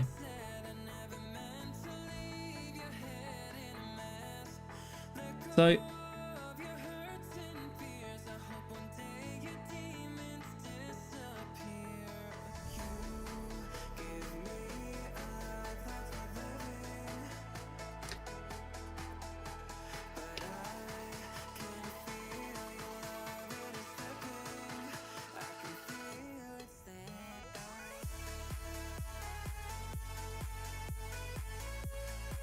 buildable. I think you can build the minute. Although that conflicts a little bit with active record terminology, because you would build it. There's like minutes build as well, so that's probably not the best idea. Legend, how's it going? Hope you're well.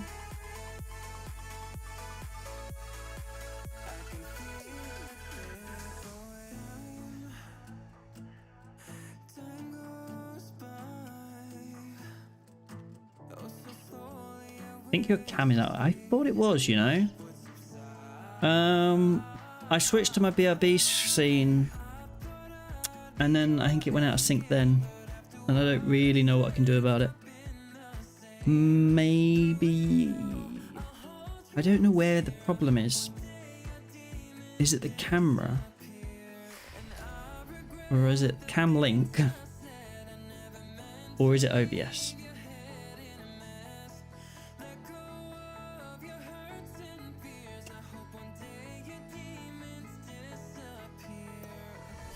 We can try the camera first. Maybe I can power cycle the camera and we'll go with that. What is this in Harpoon for? Why do I have a commit message? Let's go with the camera. Be right back.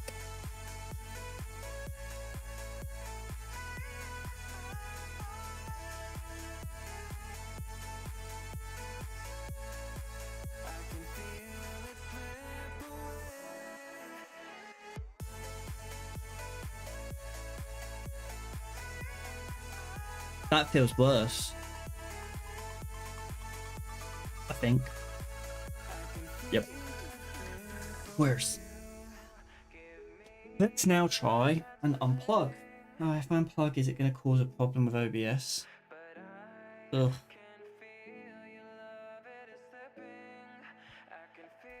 Hey ho.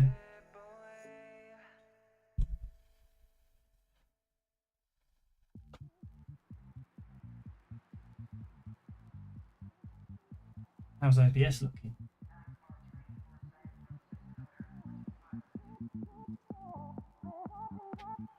Did that work? It looks snappier. A lot worse. Yeah. Has it improved now?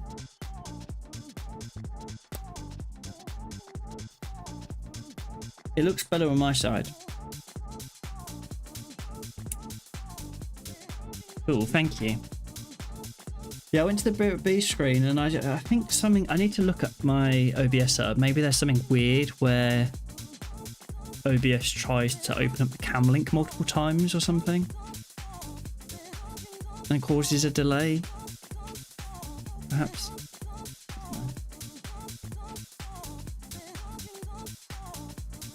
Anyway, thank you for helping with that. That was I had a whole stream the other day where it was all out of sync and I was just like, ugh, gross. Right.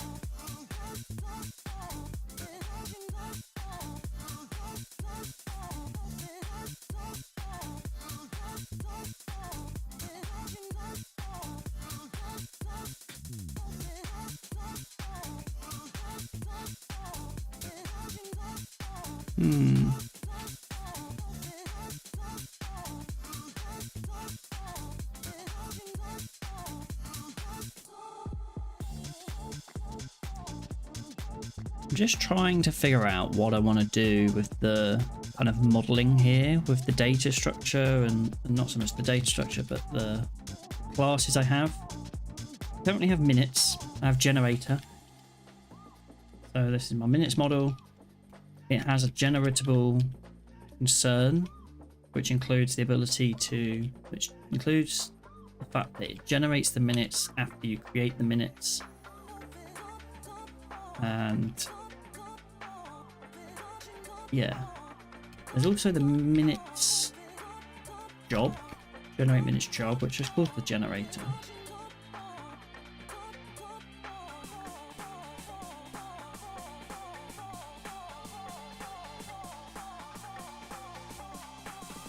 I don't like that I'm doing this here.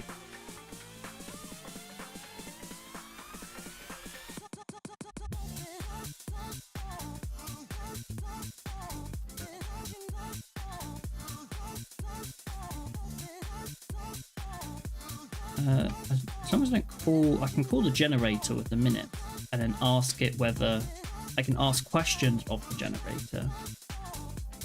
That would be quite nice. That would be better than having this here. Because at the moment I've got all this like is within limits and stuff.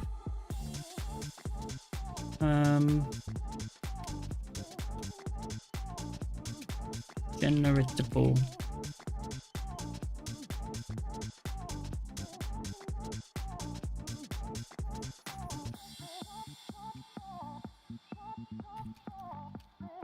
Jumping around a lot at the moment, but I'm just trying to figure out what I want to do. Let's grab these. And then let's go over to the generator itself. And paste them in. We'll comment them out.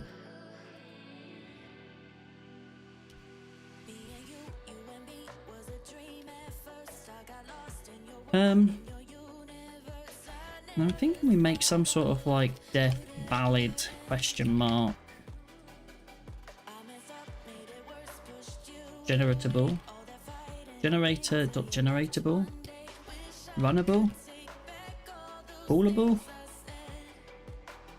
Can generate. Generator.can generate.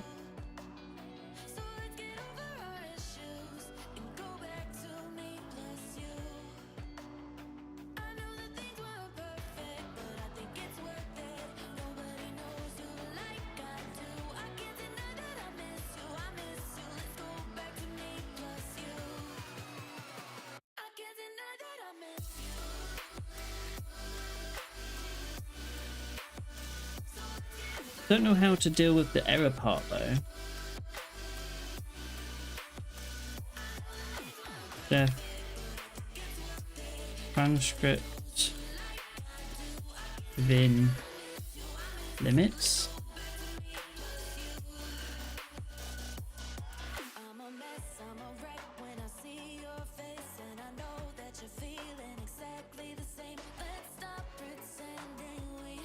What I'm thinking about here is actually I already have transcript content down here in this file, so I could do something that's a little bit more like open AI. I don't know. Minutes.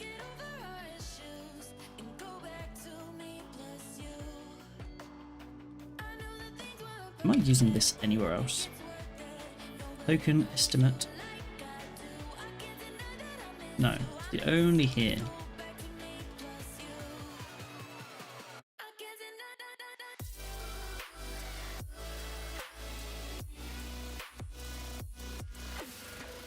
Minutes. Generator. I wonder if the generate minutes job does that. Could I just have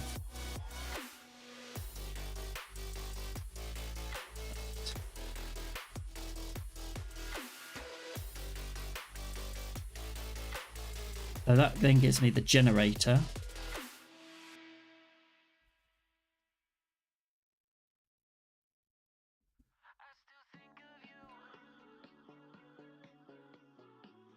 And then that means in here I can do generator.transcript content. I mean, I can then call that right in here. Generator.transcript content.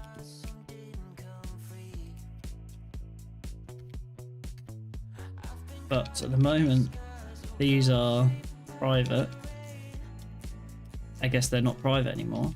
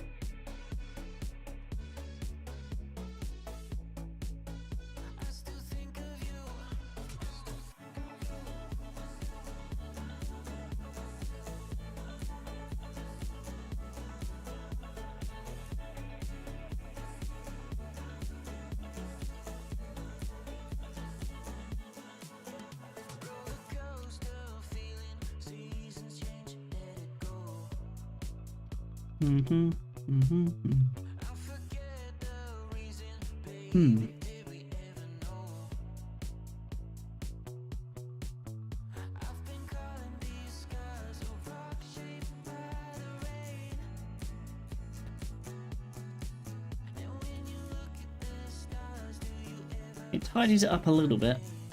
I'm still not loving it.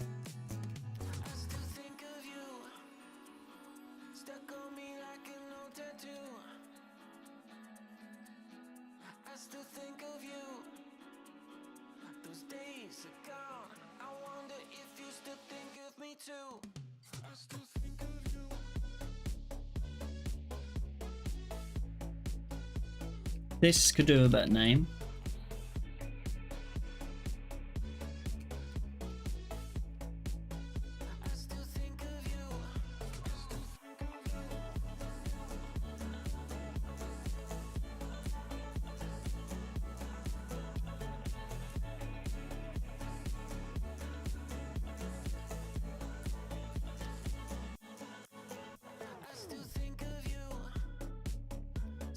Let's just change that as well. So the purpose of this like token limit per minute is to avoid abuse, because you could pay for you could upload an audio recording which was like 5 seconds long, paste in a 5-hour transcript of a meeting, and then either get minute generation, you know, at a completely discounted rate. The other thing you could do is abuse it and just have it do whatever you want, and just use, more likely I guess the abuse vector here is that you would, rather than putting a transcript in, you would just have one person speak and you would just use ChatGPT directly for free. We need to add some sort of token limit per minute. Essentially, you're paying, when you pay for a length of audio recording, you're also paying for a maximum space on the tokens for the input token limit. The output token limit will factor in that it's probably going to be roughly based on the input token limit. We are going to limit the tokens, and so you can't create minutes if a set of parameters aren't met in terms of these. This errors.add is interesting because obviously this is an active record model and it has errors, whereas our generator isn't and doesn't have errors. Maybe I could look to add the errors to the generator, like generator errors might make sense.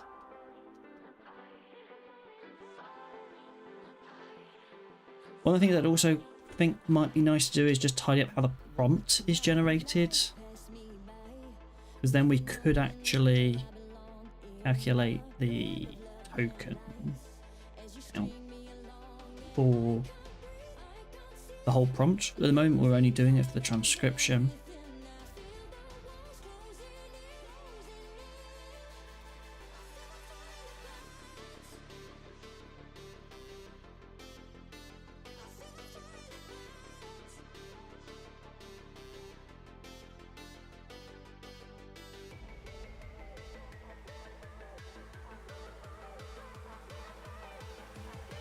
I think it might make sense to have this in here as def prompt. Delete to that.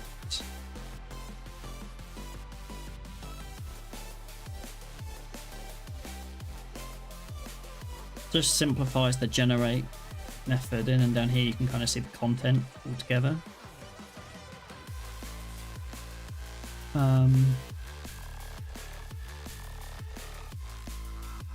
Yeah, I think that makes sense.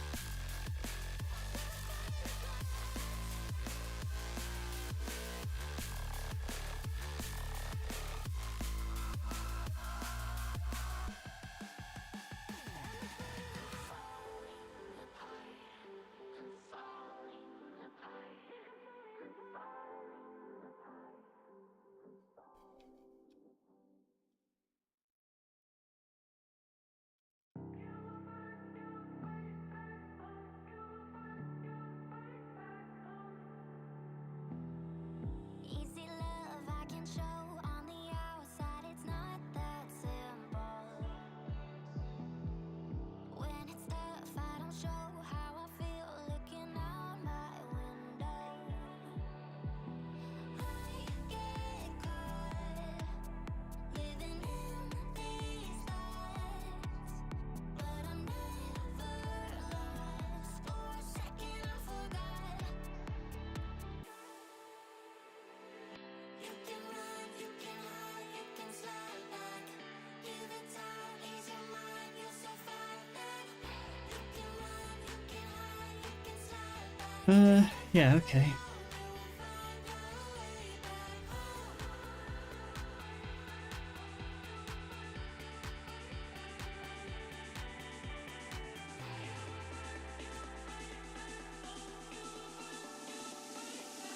Find your way back. Now we actually have the generator as well, which means in the minutes generator job, we could probably just call minutes.generator.generate.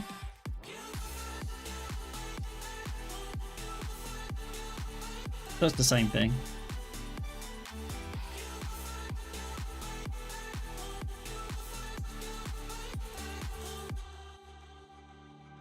Ease my mind, yeah, I've tried to convert, but it's not that simple.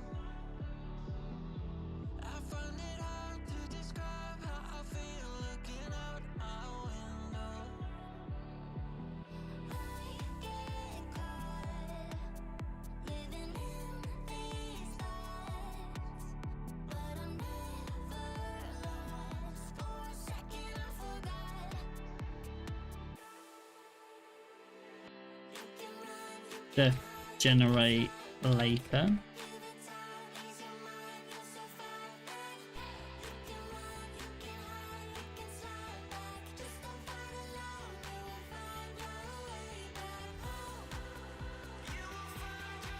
Generatable.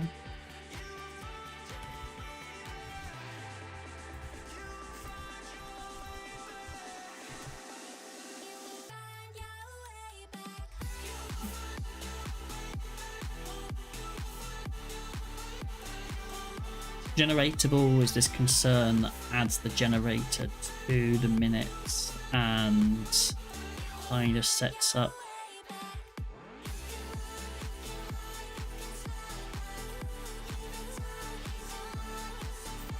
broadcast generation.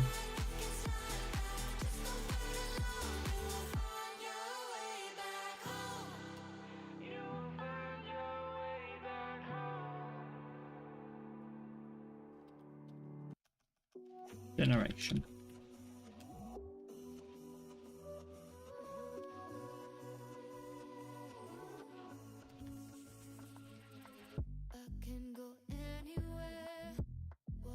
Kind of feel okay about that. I think I'm still a bit about this, you know, that feels a bit off to me. But the way this reads now is, hey, okay, like we've got class of minutes, it's generatable, it belongs to a meeting, delegates recording transcription to the meeting, delegates duration to the recording, validates. I mean, I'm not even using these, so I don't know why. You know.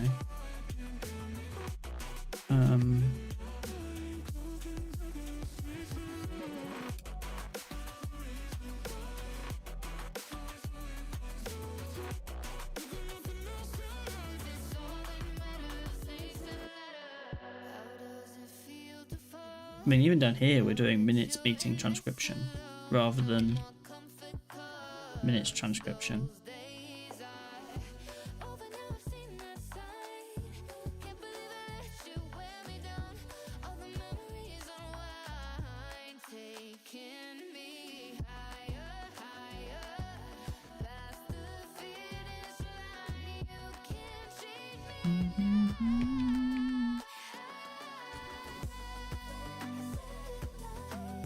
Minutes. Like, do I actually need these? Are they used?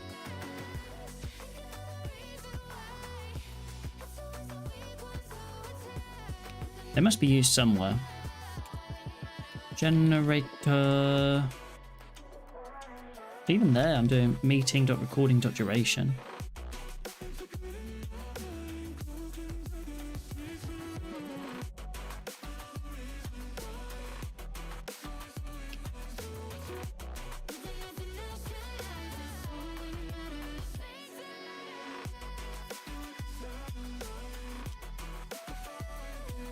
I think I'm gonna just remove them. And then... Ah, there we go, there's the duration. It's here. So meeting.recording.duration. That was the only thing. By the looks of it. Unless it's an error, you know.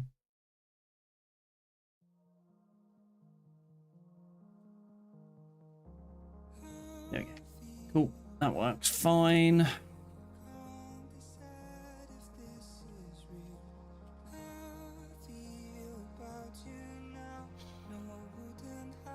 Validate only minutes on create unless we're in development. That's fine. And then this transcript is within the limits. What does that even mean?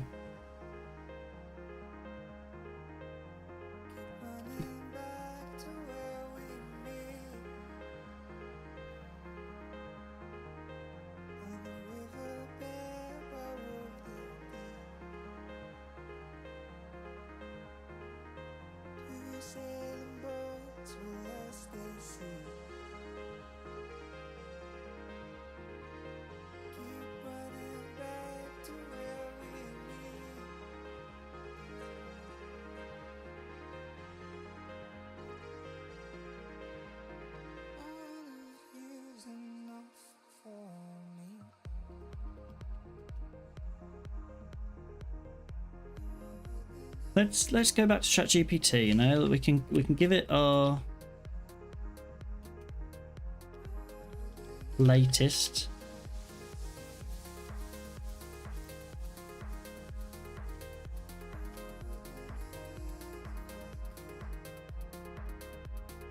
Here's the latest version. That was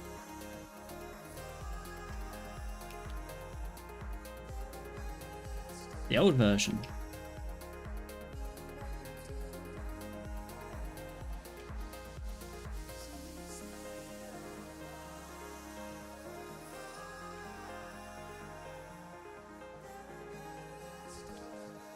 and then also the generator itself.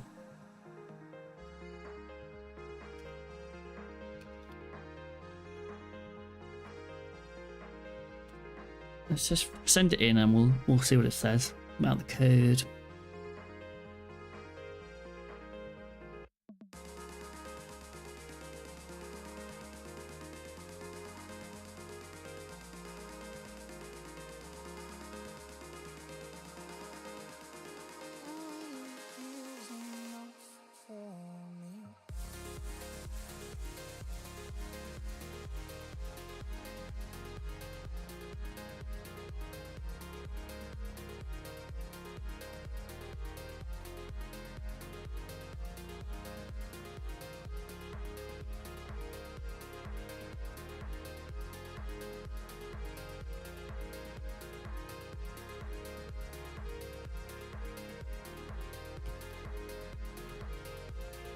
Minutes. I'm not happy with this.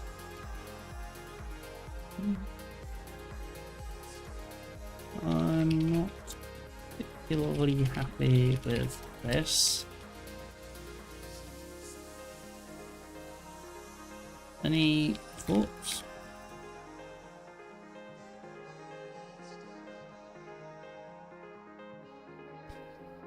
Well, it's not. No. You've missed the point. Let's with how the minutes validates the token length. Feels like some of this should be in the generator itself, or maybe we need another model. Any thoughts?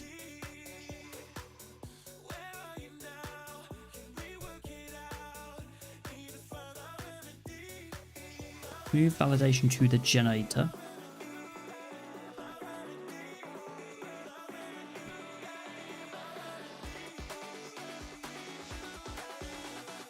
The generator is pretty coupled to the rest of the system. Like, I don't...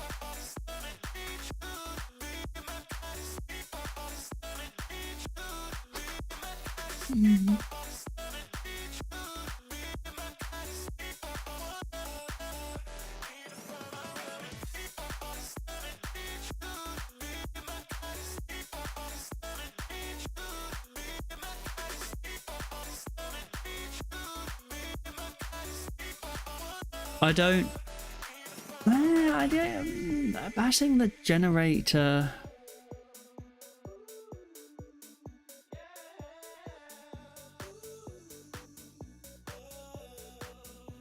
I don't think the generator should add errors to minutes. If anything, it should have its own errors, maybe? I don't know.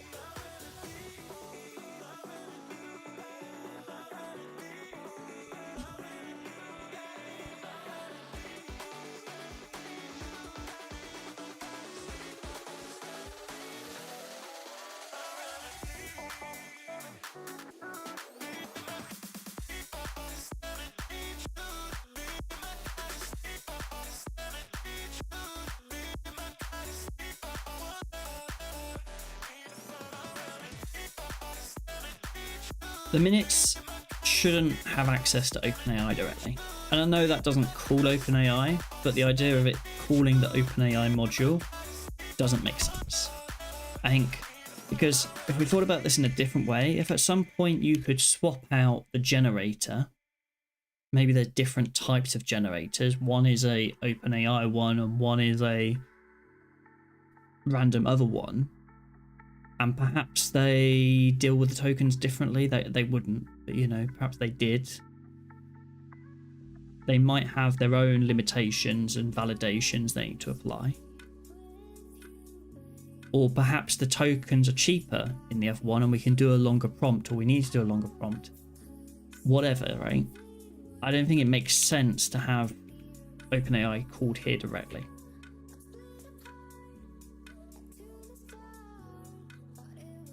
And so that needs to move. I think the bit that's a bit weird though is like when you start thinking about it as that, when you put it into this generator class, it's a little bit weird just to check the token length of the transcription content. And then how do you handle the error part? Conclusion, moving the token length estimation to the minute generator class and having it communicate estimation back would be a balanced approach. It allows the generator to be perform the validation process without directly manipulating the model's errors.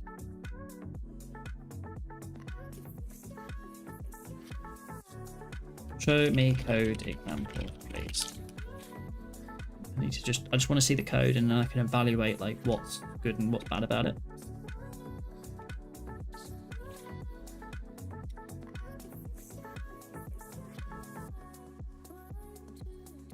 I am worried about this getting too big, but at the same time I'm like, actually I can consolidate a lot of this down into one of these.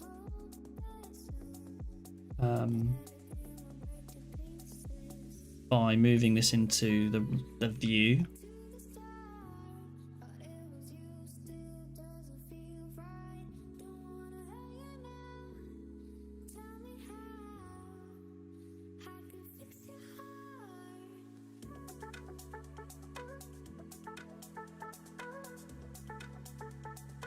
I don't want a validation service.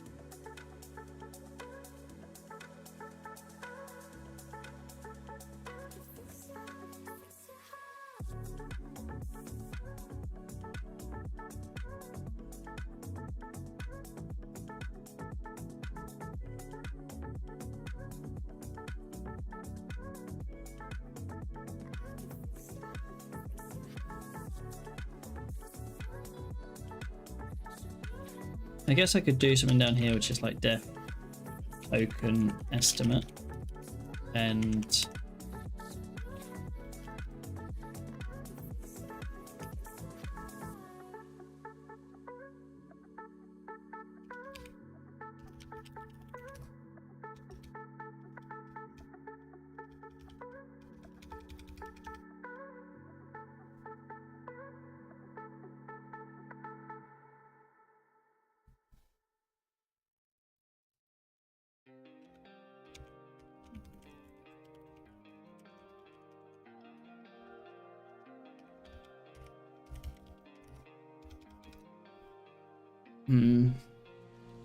okay, we've trimmed it down a little bit more. Still don't love this.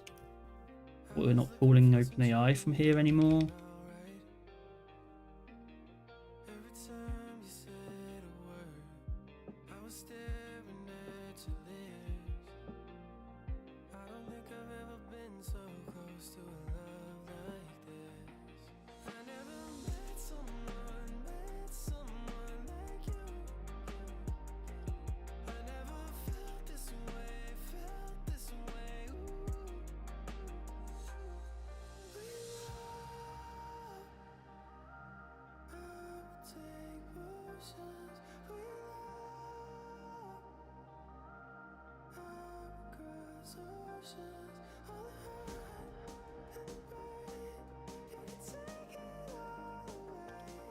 And generate.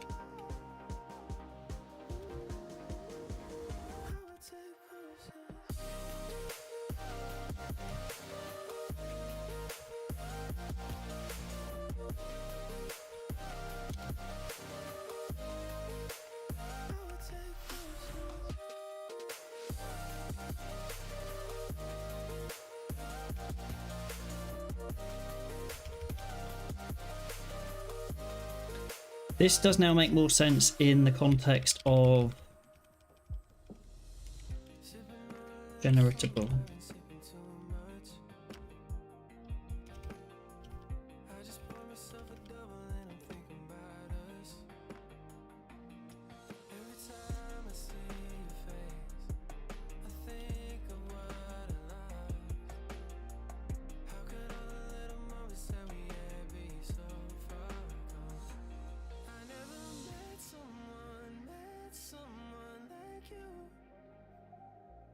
I never felt So now when I look at minutes, you're just like, okay, it's generatable, it belongs to a meeting, it can be the only minutes on create unless we're in development, which adds an error that it's the only one set of minutes per meeting if the minutes count more than 6. And then you're like, okay, well, how do we generate the minutes? Generatable. Well, that adds the generate minutes after create commit action.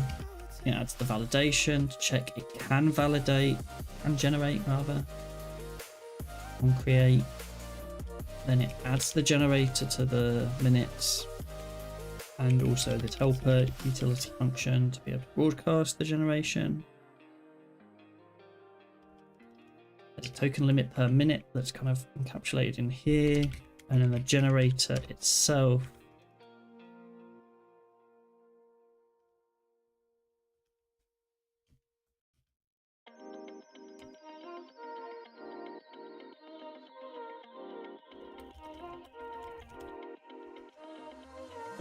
Guess I should have heeded the warning.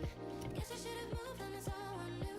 But I better be in a stone and in the calm without you. Don't know how I feel in the morning. Maybe you'll be leaving me sad and blue. But I better be in a stone and in the calm without you. and prompt plus generator dot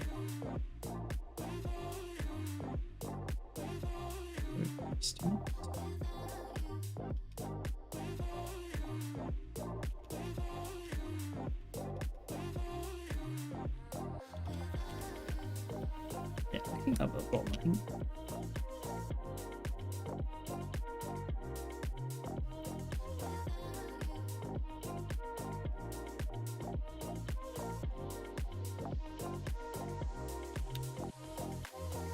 Guess I should have heeded the warning. Cost estimate token But I better be in a stone and in the calm without you. Don't know how I feel in the morning. Maybe you'll be leaving estimated token count, or just make rough token count.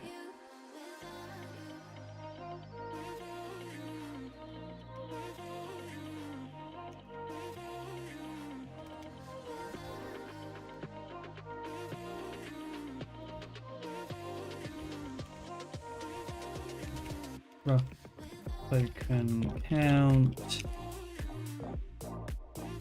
Right, and I think this makes sense because the generatable concern, if we did at some point have a way of switching out the generators, we could deal with this all in this one place. This is everything we need, right? Including the token limit might change per generator, all that sort of stuff. So if we were coming here later to refactor it, we would have access to this stuff. I think I'm gonna up this to like 450 just to factor in the fact that we've got, you know, some agenda items now and then also a chunk of picnic.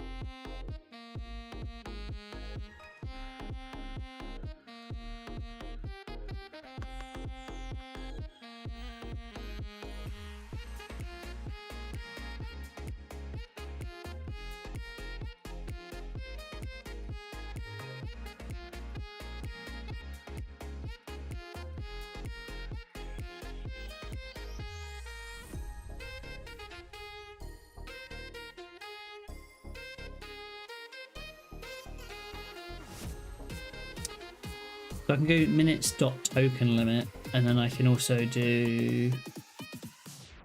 Does it make more sense to stick this? Now this feels like it's more of a thing. Does this make more sense on does, you know. Generator.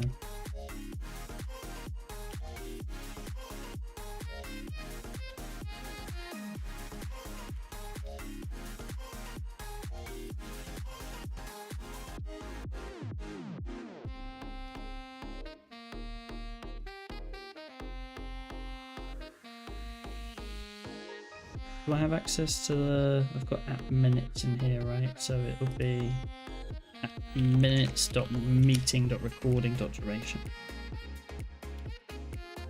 And then I can just do... The error is...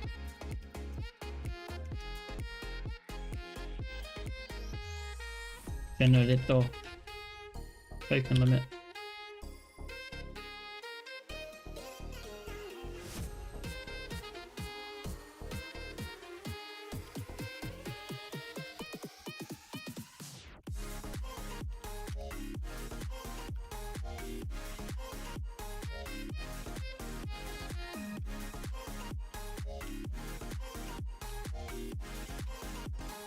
Def token limit exceeded. And if the the rough token count is more than the token limit, then we have exceeded. Token limit exceeded. Validate token limits. Token limits.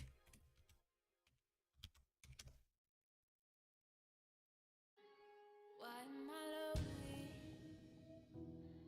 Why am I lonely when you're here, right there beside me,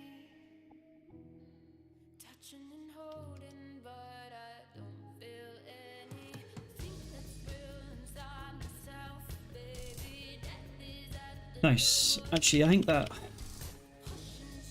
pretty clean now. me. Something, what are we here for? Ooh, can save us. Ooh, can save us. Ooh, 88 lines. Is chunky a little bit. A little bit chunky.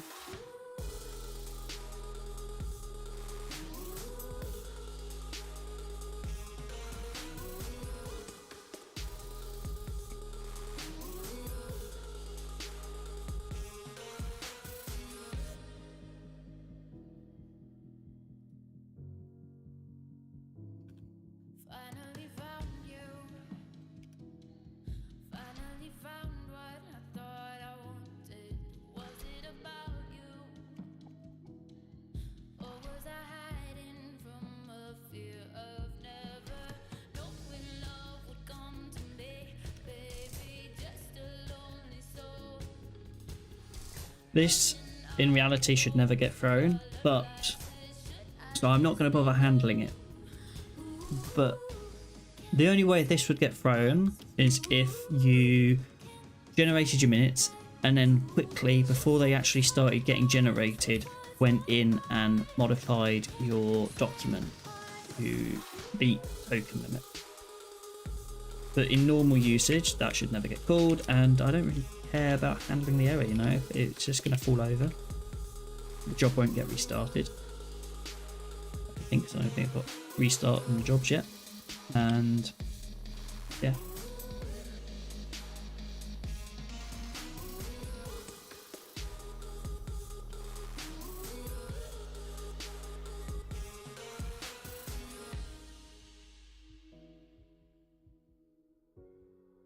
Cool, and we've got a chunk in here, which is the actual prompt, which I might turn into a separate class. Not entirely sure, because the problem is it's not just the prompt, it's like a series of messages. And so I need to figure out, but I could use JBuilder.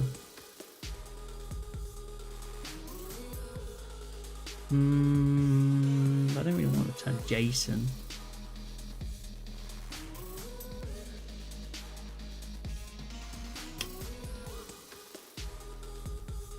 JBuilder could be interesting there as like a thing, which is just like render the prompt as JSON or the messages, but then each content is then going to use the text format. Change the format.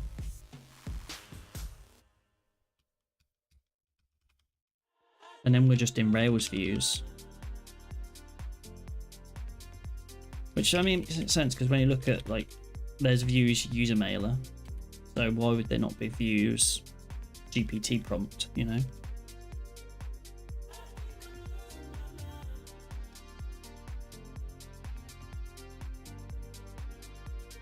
GPT messages.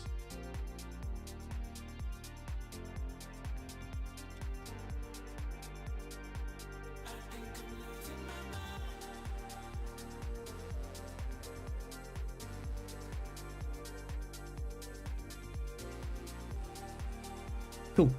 I'm going to be right back. Hopefully this button doesn't break a video, although it looks like it might have already done. I don't know.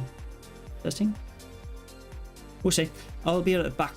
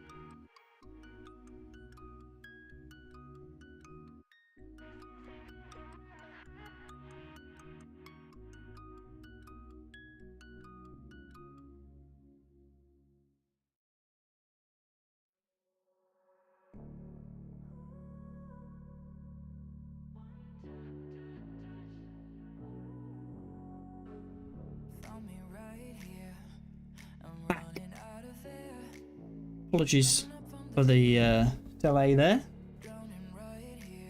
Ooh. Okay, what was I doing? I was refactoring some stuff, and I think we got something that looked pretty nice.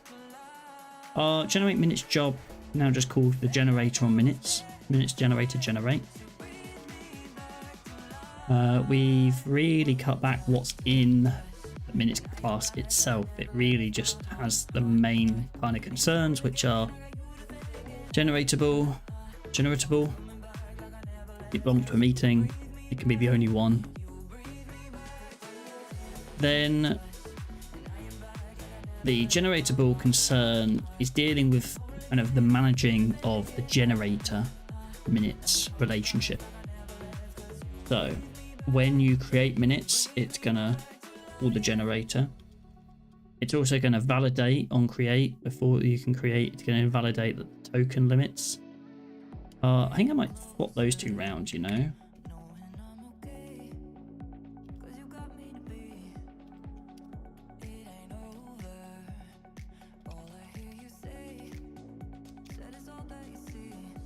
Yeah.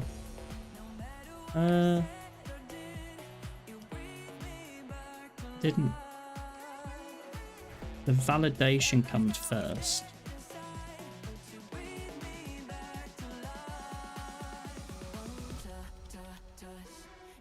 Yeah. So validate the token limits and create. The token limits are exceeded, throw an error. Otherwise, they're valid. Then we, after create commit, will generate the minutes. That will call a generator, generate later. Generator is added to the minutes. And then we also have the ability to broadcast those. The generator itself now has a generate later method. It also has a generate method, which it had before, but now it raises an error if the token limit's been exceeded. And then we've moved some stuff around, added a couple of things in here. Makes sense. Don't know why I closed Envim completely. Didn't need to do that. I think we should maybe, you know, generate some minutes again. Just to check it all still works.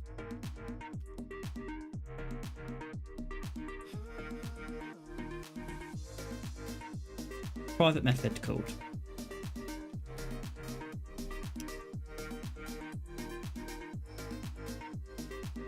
And that is because the generatable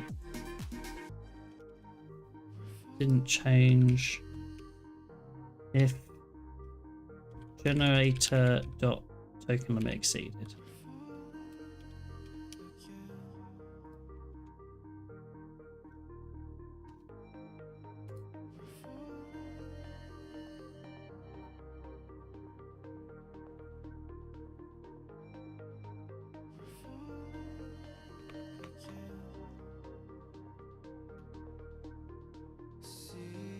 Okay.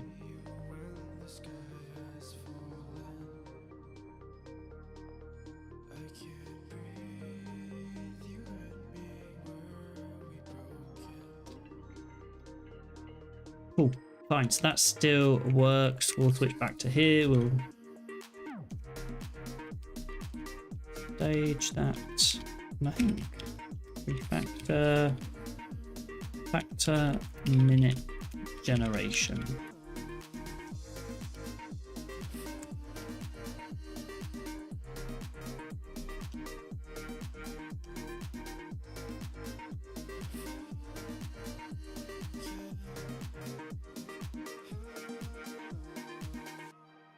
That's the transcription generator.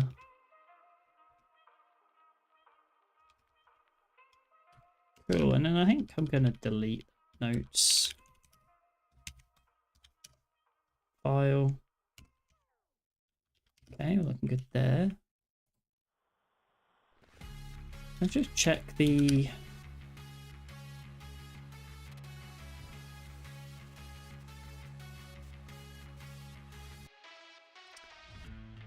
74 additions, 56 deletions. We didn't add too much code there, but we did just move some stuff around, tidy some lines up.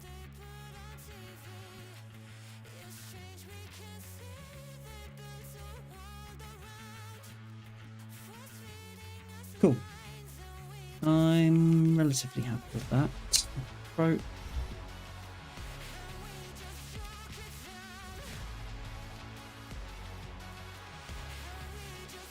Still not necessarily happy with document and generate.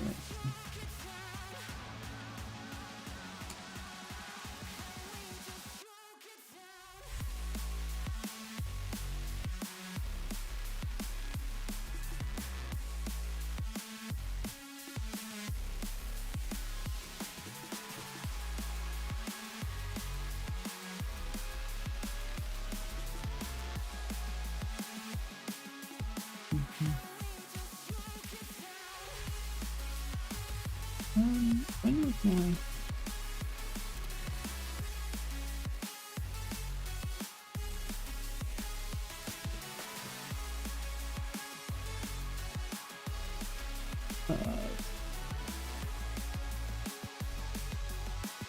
Okay, cool. Right.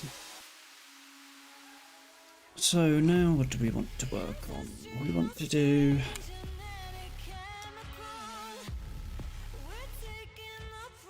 I feel like I do need to like refactor how this part works.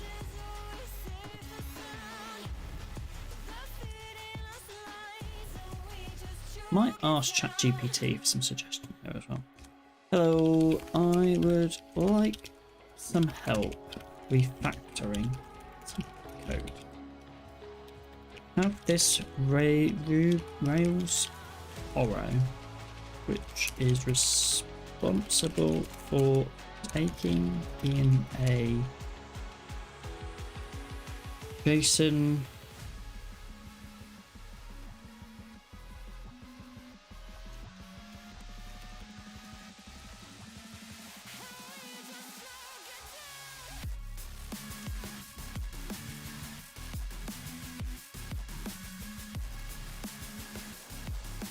to a structure that my application uses.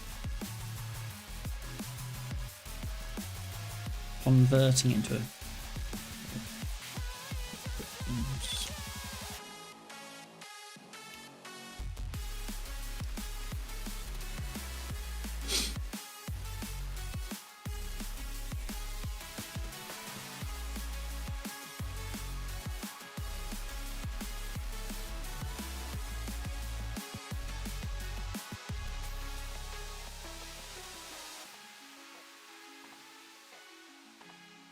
You've given me a bunch of generic high-level stuff that I'm curious. Okay, fine.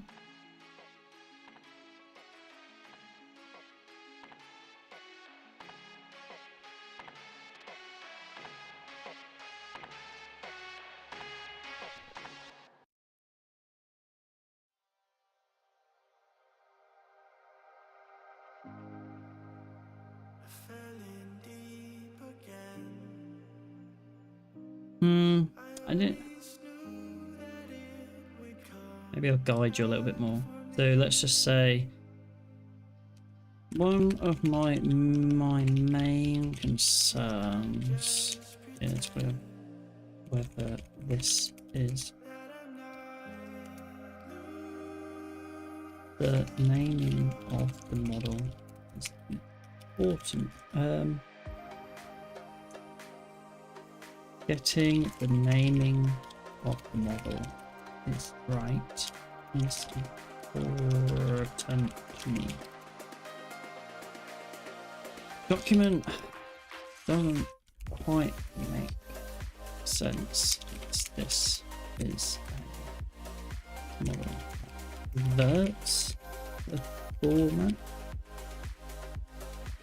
And then there's also this other idea that I want to touch on, which I've read about in, I think, Jason Sweat's blog, Code with JSON. And he has this article around like imperative We might be in one of these, or how I code about service objects. It's this, right? And I kind of want it to be more declarative, not service objects.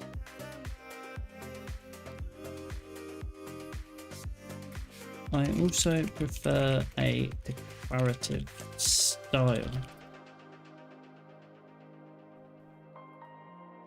However, I also prefer a declarative style.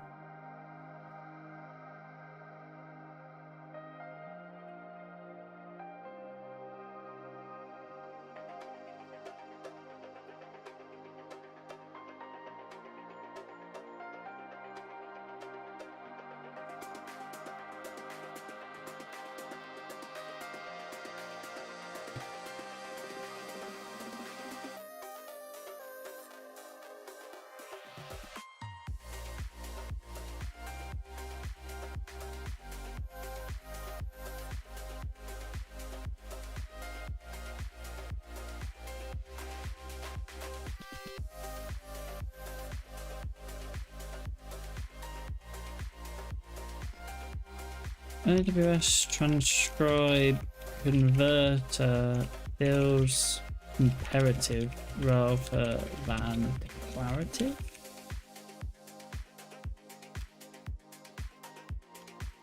Question mark? You know?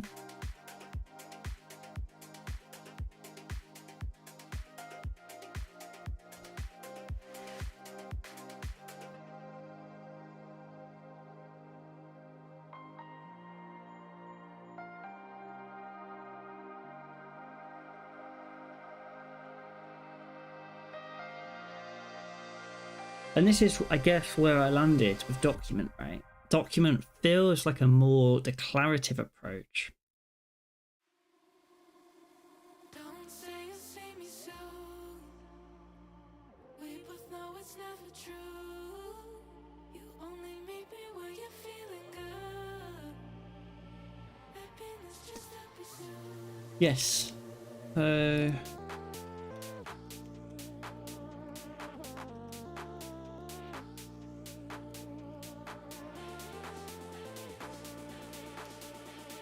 Happiness just a pursuit. now my document directly depends upon being fed a AWS transcribe formatted structure of data. What if I in future wanted to import a file structure from different provider? My main concern here, like,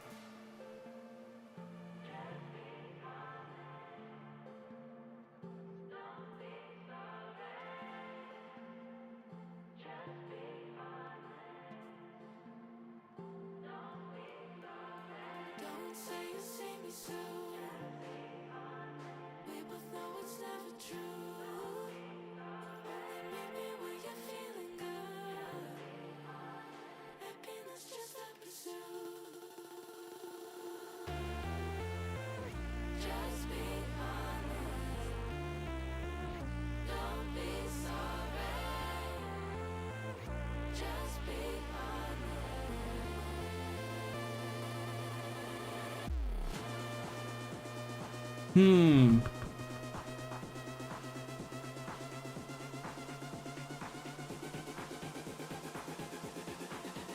There's a wider problem here as well, because I've got document and document returns segments, right? And then I've got segment which kind of does this.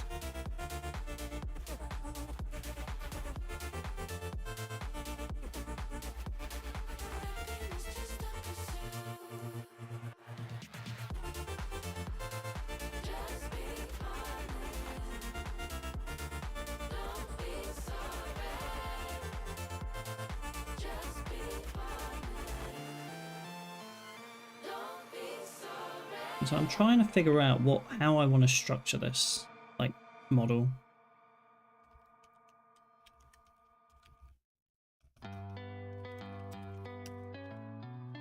Like, I've got transcription.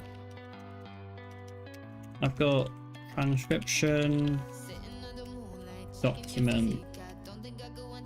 Let's add that S back in. Class transcription segment. Can I turn off the diagnostics? Toggle diagnostic. I don't know what that is in the oven. I'll just satisfy what I need.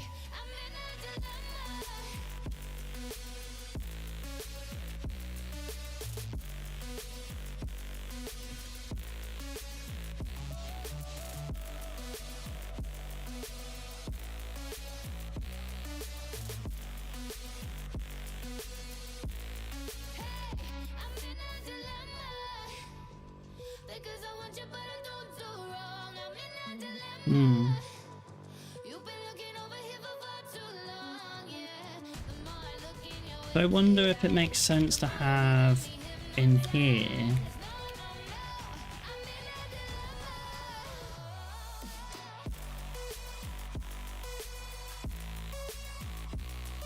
I mean, what is there a name for the format? Here was transcribe.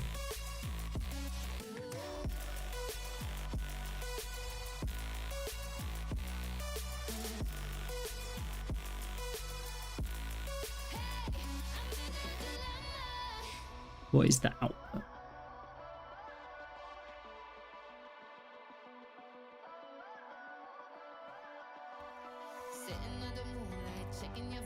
What is the name of the output of Zero's transcribe? Does it have a name? I think it's just Zero's transcribe, isn't it?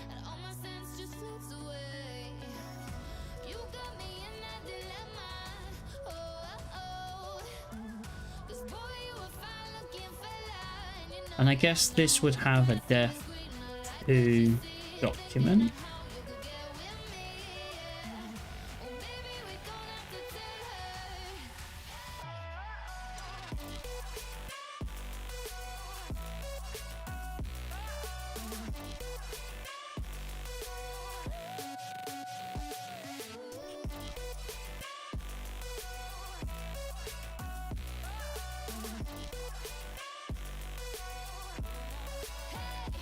But then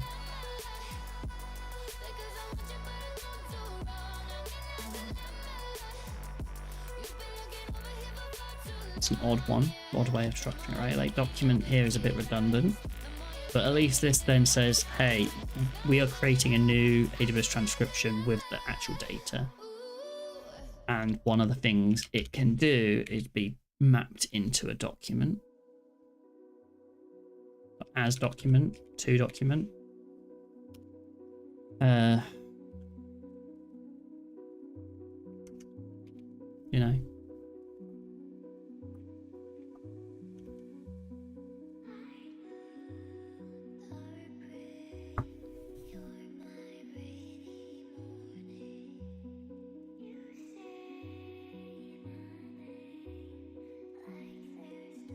I think we can kind of ignore those ones.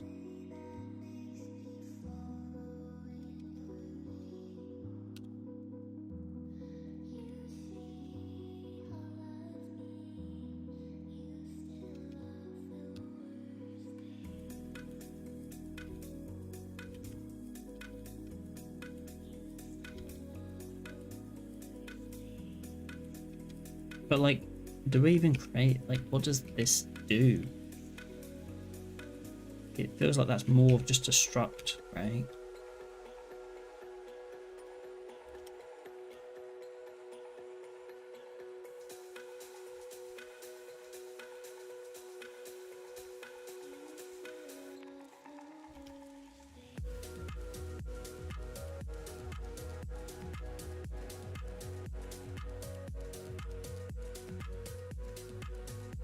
In which case is it just AWS underscore transcribe underscore transcription, and it has a 2 document, but the two data.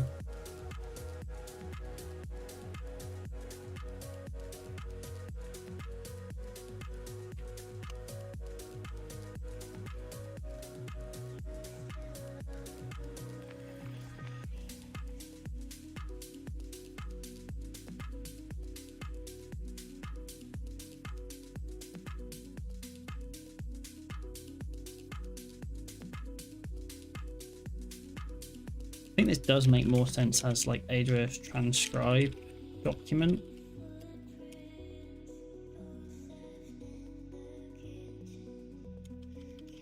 And then don't think we do that. I think this becomes to document.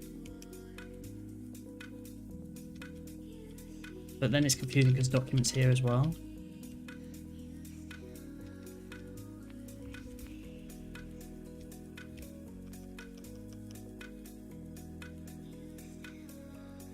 An AWS transcription output, AWS transcription output to document, and then that will build out our structure.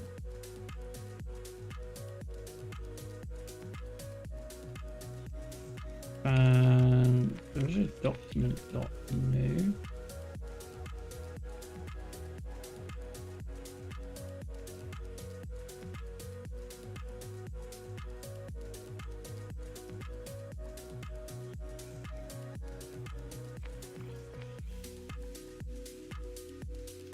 AWS transcription output, did it?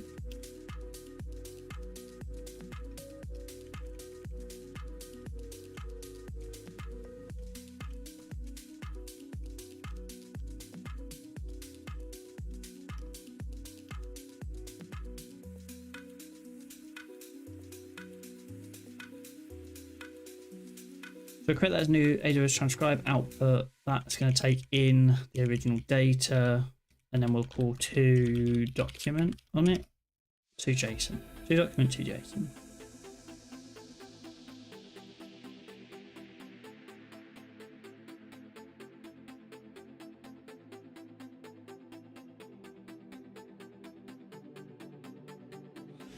All I seek to find is a world that's mine. And then Need a place to hide. Will you free my mind? Following the light of a world that's blind. In your eyes I see there's a place for me. that's the new document, and it calls to JSON on there. I think that makes more sense to me. Like, we're creating the AWS transcribe output from the file, and then we're calling to document on it, which gets us the document we can then put in our database. Rather than it being the document, I think that just makes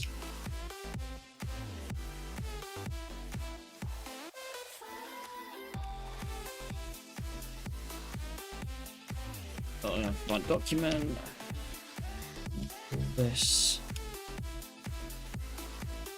AWS transcribe.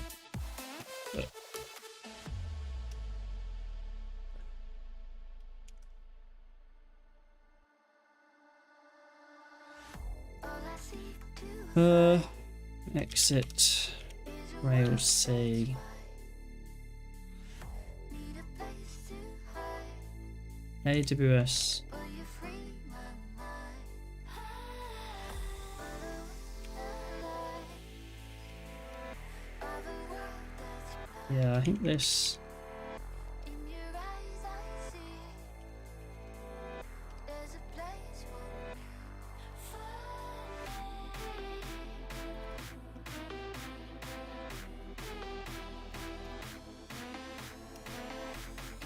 eyes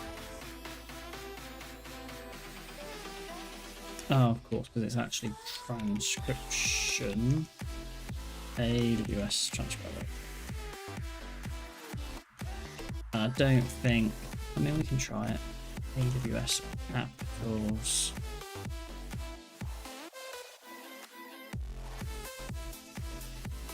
Transcription. AWS transcription. Oh, I mean, it's not called the autocorrect, so yeah. Has to be lowercase like that, which is fine. We've done that. That matches up, I think, with other AWS. Yeah, there's lowercase.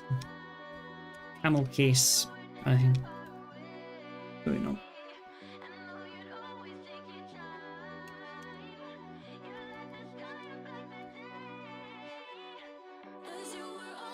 This is a really minor change, but I think it just helps.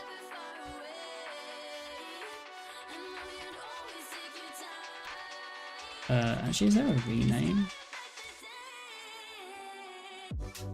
Rename transcription document to reflect actual.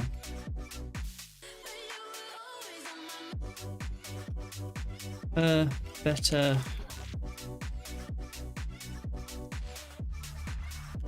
way we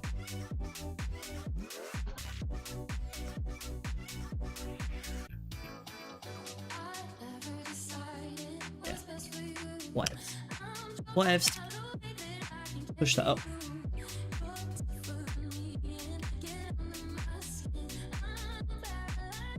Yes, that's better, I think.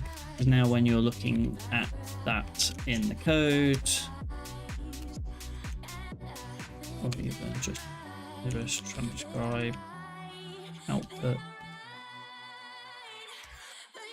In a few places where we have that, it now makes a bit more sense because your transcription, AWS transcribe output, put in the data, and then you turn to a document, turn to JSON, put it into the data. This .to JSON malark is a bit. So transcription. The schema.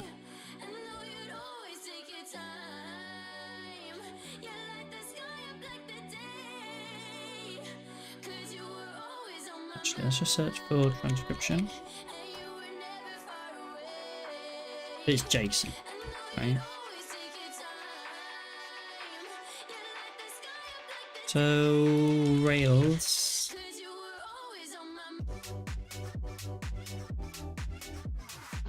Rails guides. Not just searching Rails on the internet, you know. We'll get a random set of things. If I search for API, we'll search. Do you want API or do you want guides? Problem is guides. I'm on guides here, right? There's no just search. So I have to manually search stuff. And then the API is great because you can just search up here. But what am I searching for? JSON. Yeah. As JSON from JSON. But none of these really tell me what I want. Which is JSON B there. Active record type JSON. This doesn't really explain what the active record type does. I have to look in here. If I look in active record basics, JSON, can't find it.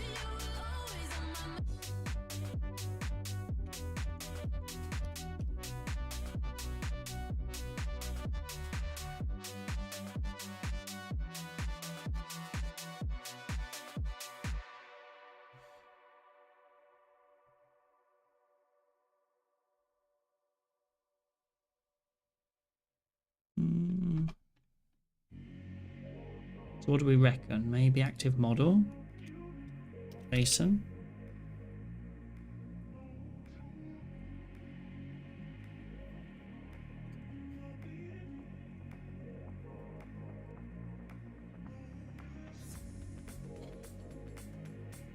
Active model also provides the active model serializes JSON module for JSON serializing, deserializing.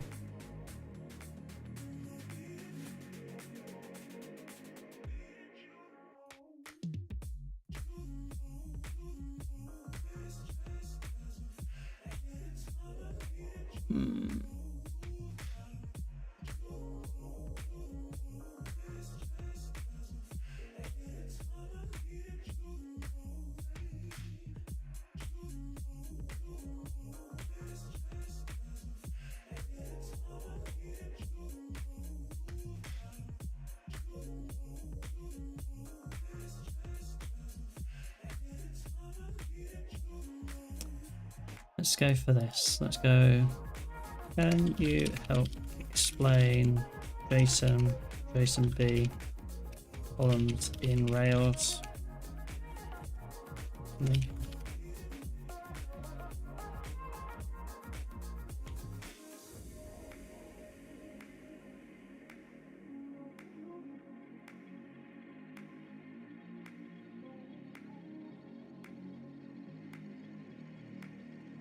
A lot of this is just redundant information I already know.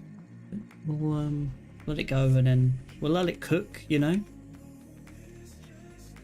then we'll come back to it.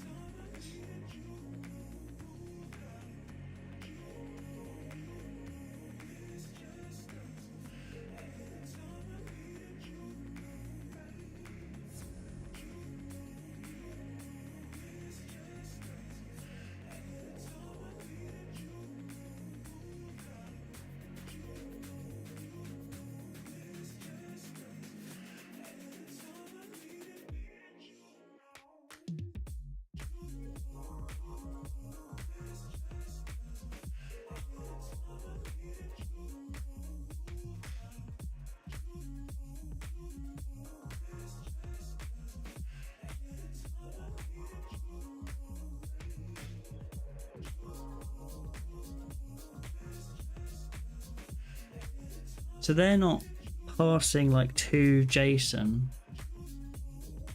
So don't need to call .to JSON or anything when passing to the JSON column.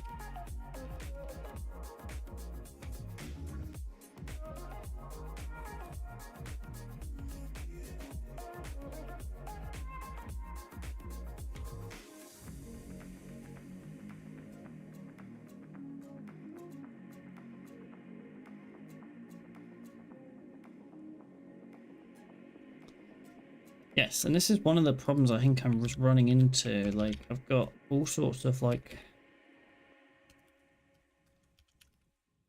to JSON going on, and like,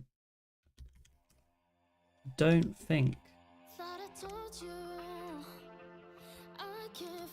it should be there.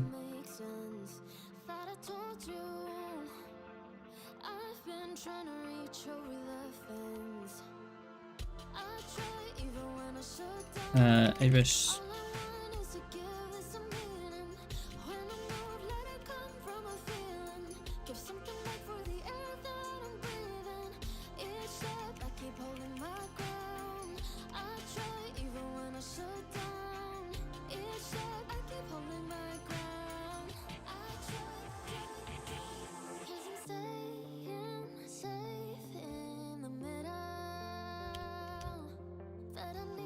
I'm a bit concerned though that this change will break some things. To JSON. JSON.parse.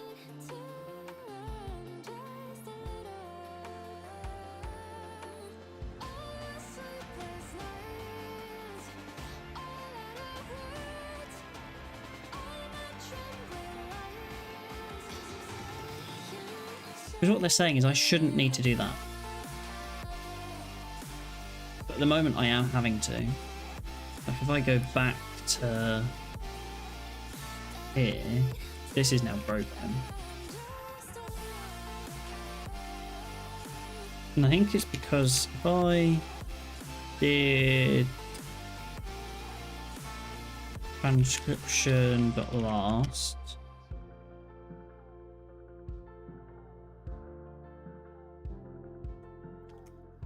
transcription. Let's just call it T. T equals transcription.last. And we'll do T like pass JSON.pass T.original data.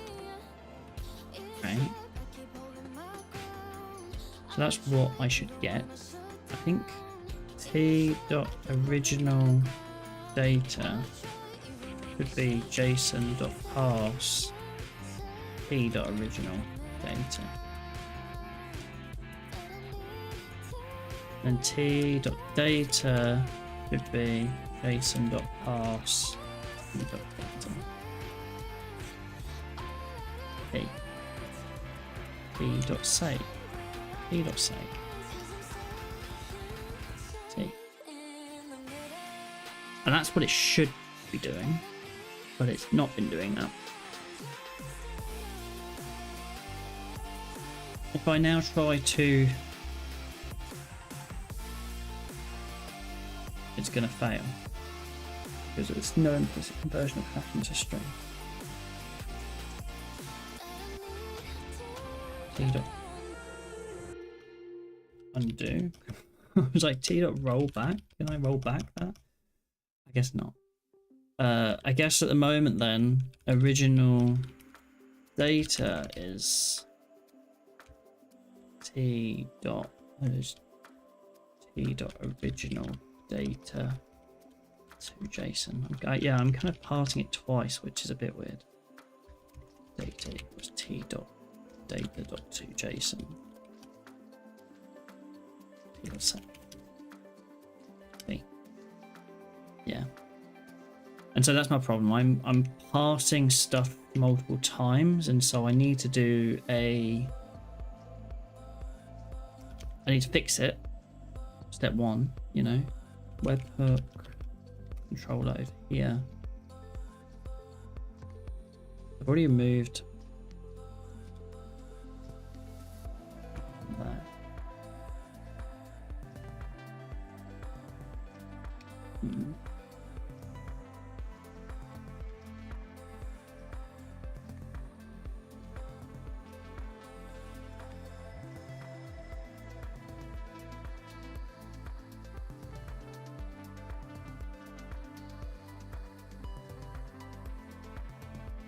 Is this stringified JSON? The best way of seeing that will be to go to the transcription.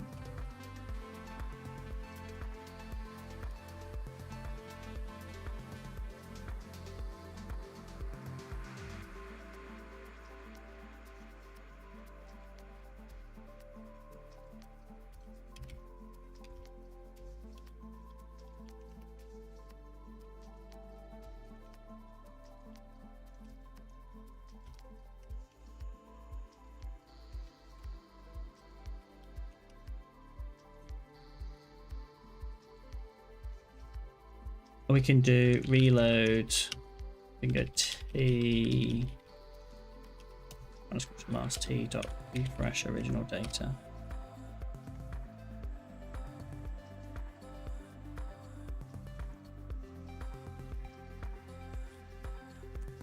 JSON dot path.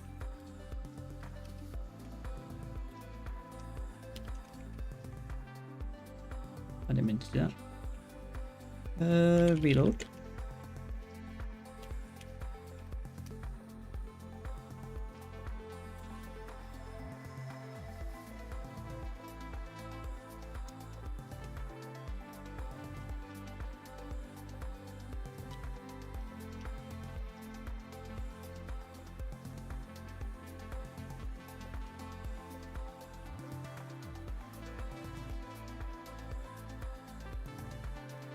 Transcription dot last dot refresh.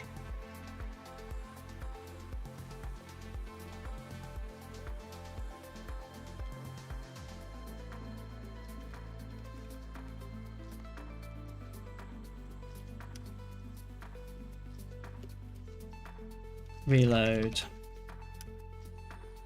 And this is the problem.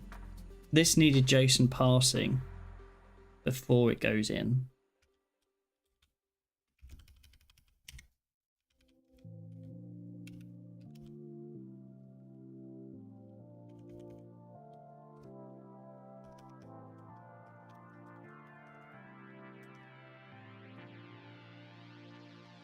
The way that you make me feel like I've never been felt before. When look in your eyes, I found the one I've been waiting for. I'm feeling electric.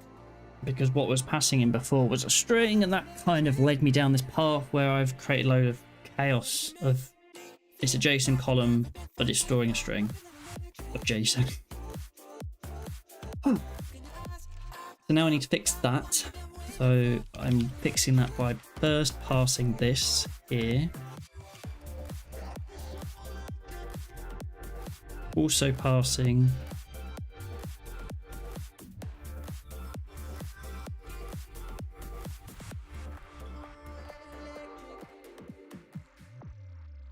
I mean, I guess really what I could do here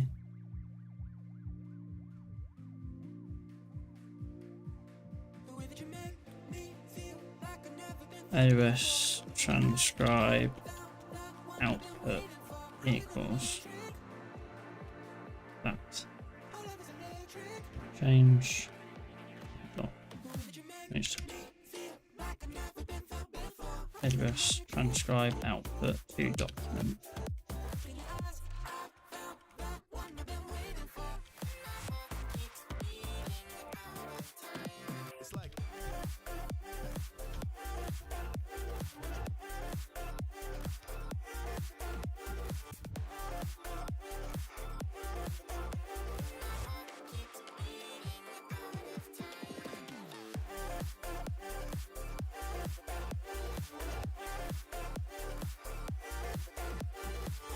And then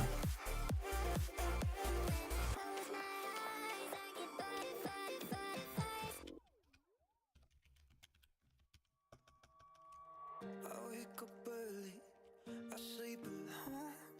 I try to find love from a stranger on my phone.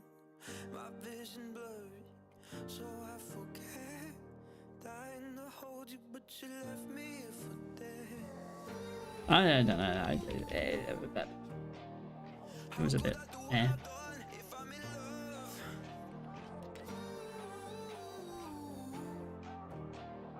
you know I did what I did. You loaded the gun. Don't wanna think about you anyway. I do it anyway. Yeah. Didn't mean to do it every day. I do it anyway. Data equals JSON.parse S3 file.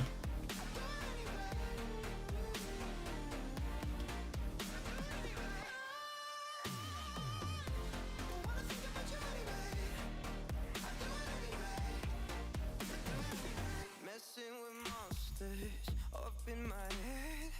Lied to myself, lying beside her in my bed. Means the transcribe output now just takes Punch the walls if it would make you change your mind. the data in straight away, and I do what I've done if I'm in love.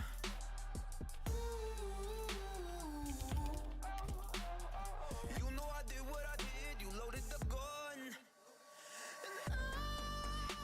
that then just takes the data in terms of document. That then stores the document in there.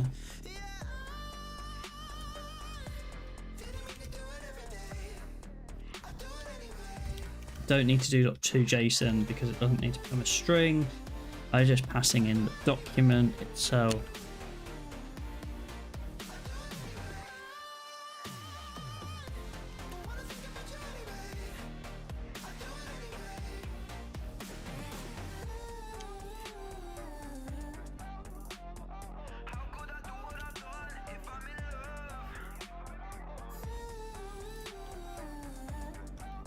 As JSON.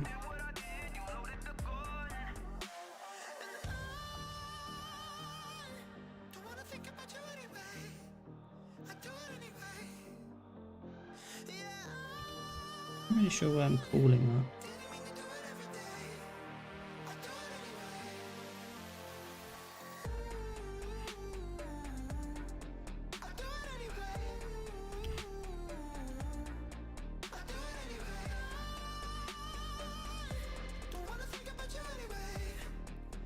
That's fine. That's fine. That one is also fine because we're dealing with the S3 file, which is in the raw format. This one and this one. No, that one's fine because that's the webhook controller. This one here can now actually change. Change to there. We can do transcription.data. Let's do and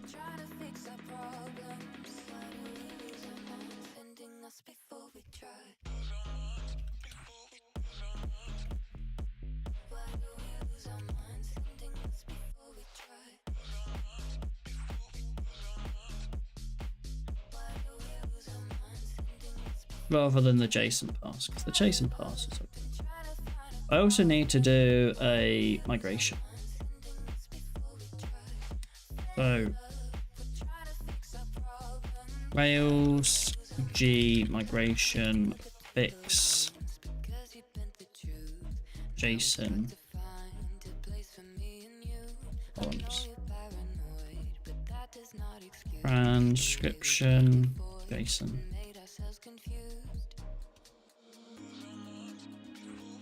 Fix transcription JSON. Up. We're going to do transcription to all, each transcription. We're going to do transcription.data equals JSON.parse. And then we're also going to call transcription.original data. Def down.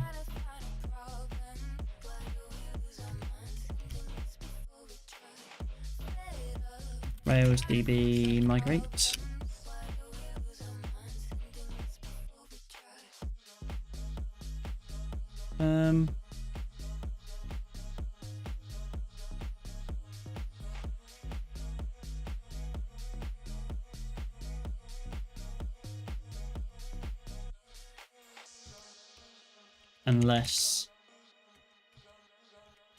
Unless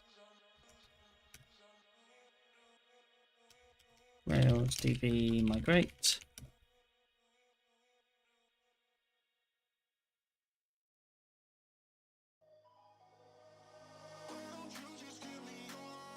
Apparently it's done. I refresh. We're kind of getting there. There's another place where now our form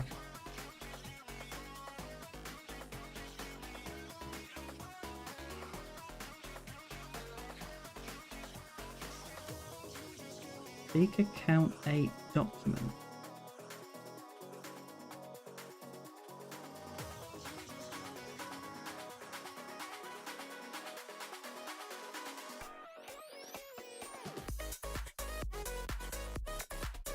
Value.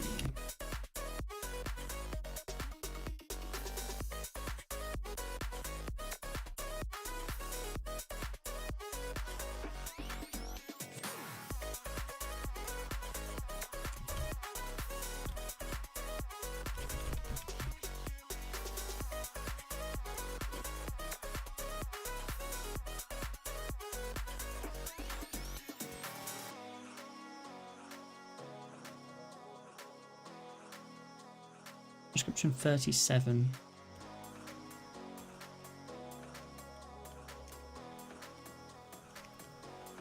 Transcription.find 37.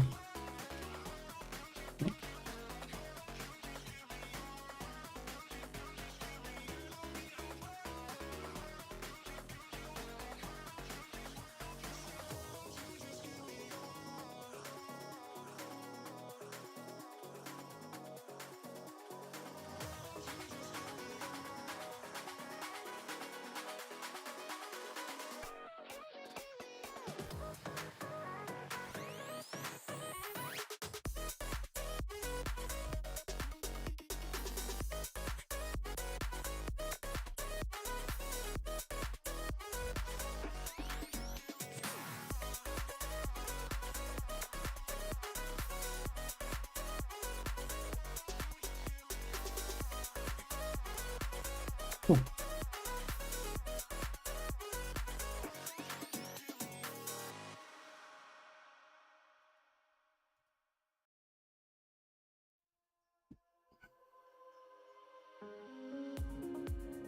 Okay. Most of my JSON columns,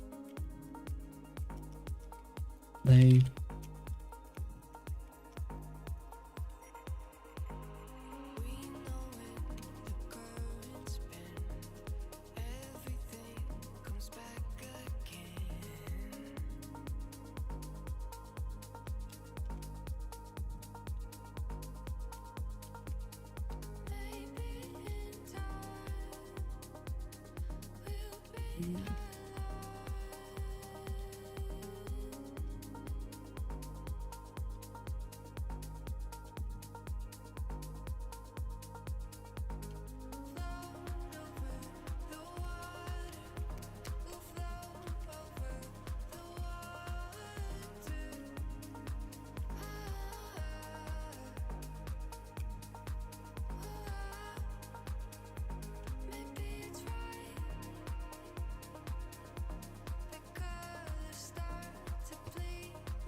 problem at the moment is it's using the hash, not the JSON.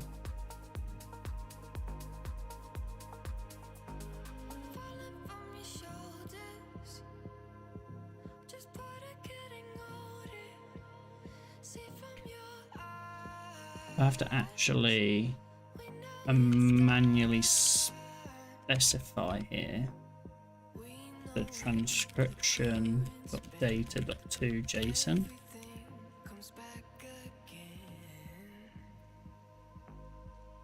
Cool. And then I guess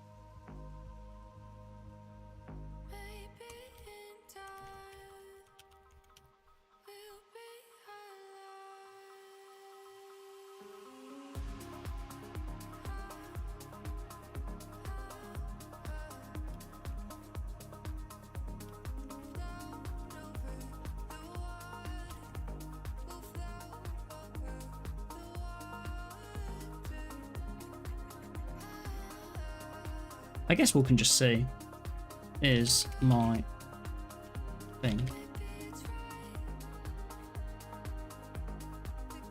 And now it's broken.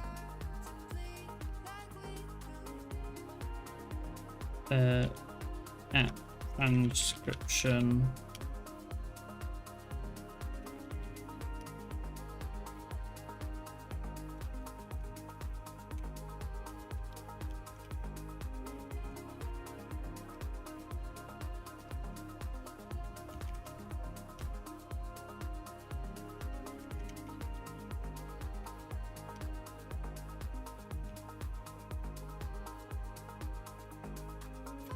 How should I handle this in my controller?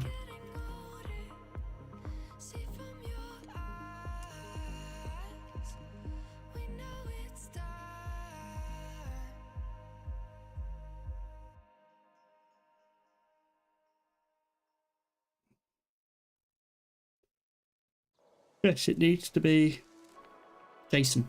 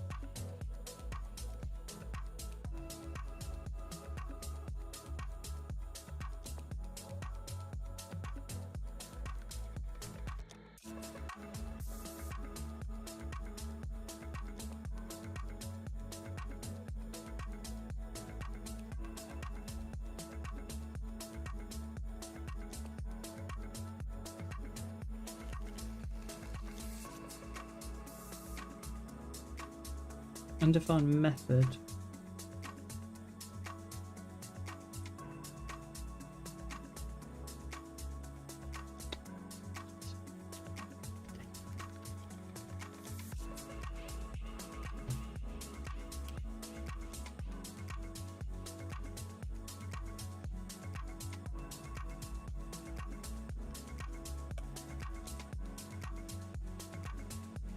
I don't know what undefined method is about here.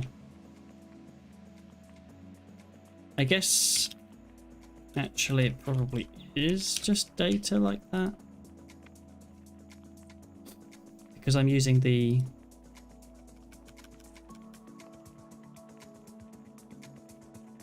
when I refresh, it works.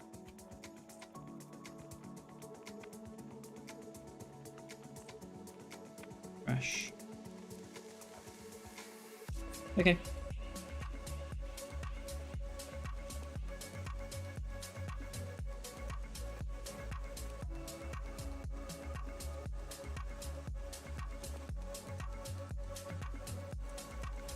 Now PG, JSON.parse shouldn't be used in places where we don't want it. It'll only be used in. The webhook controller is allowed to do it because it's taking in data from the S3 file. That's allowed to do it because it's taking in data from RAM, so it's been serialized.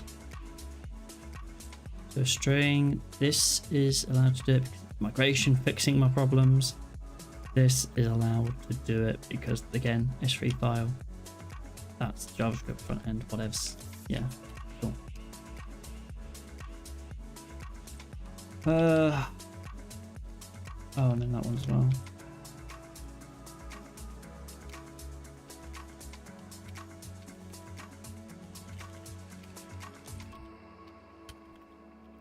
Fix JSON serialization.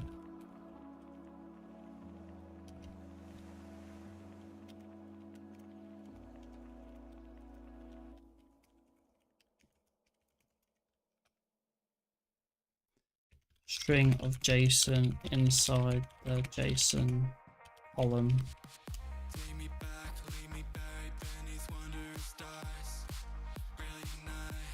Transform into and out of JSON multiple times.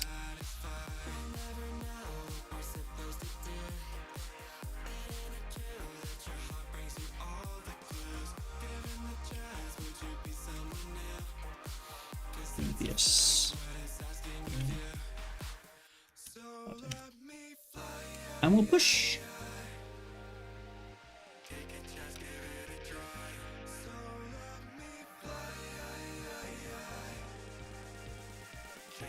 Nice.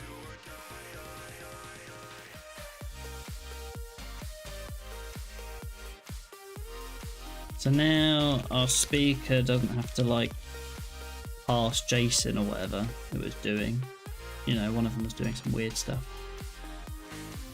Cool. I'm going to wrap it up there. It's been almost 4 hours. I ran on a little bit longer than I planned to there because I wanted to just fix this JSON bug. But I have to head off now as I've got some other stuff to get on with. I won't be streaming tomorrow. Don't plan to anyway. There's always a chance, you know. No plans to stream tomorrow. The next stream will be Wednesday, is the plan.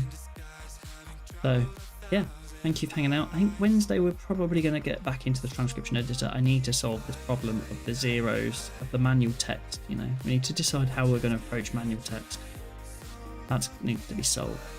But we're getting very close, you know. Like I'm starting to run out things to do on the main chunk of stuff. There's more to do. There's more to do. Oh, we need to fix this as well, like the speakers. Like I need to look into the speaker problem. So that will be next time. I'll see you then. Thanks for hanging out. See you later. Bye.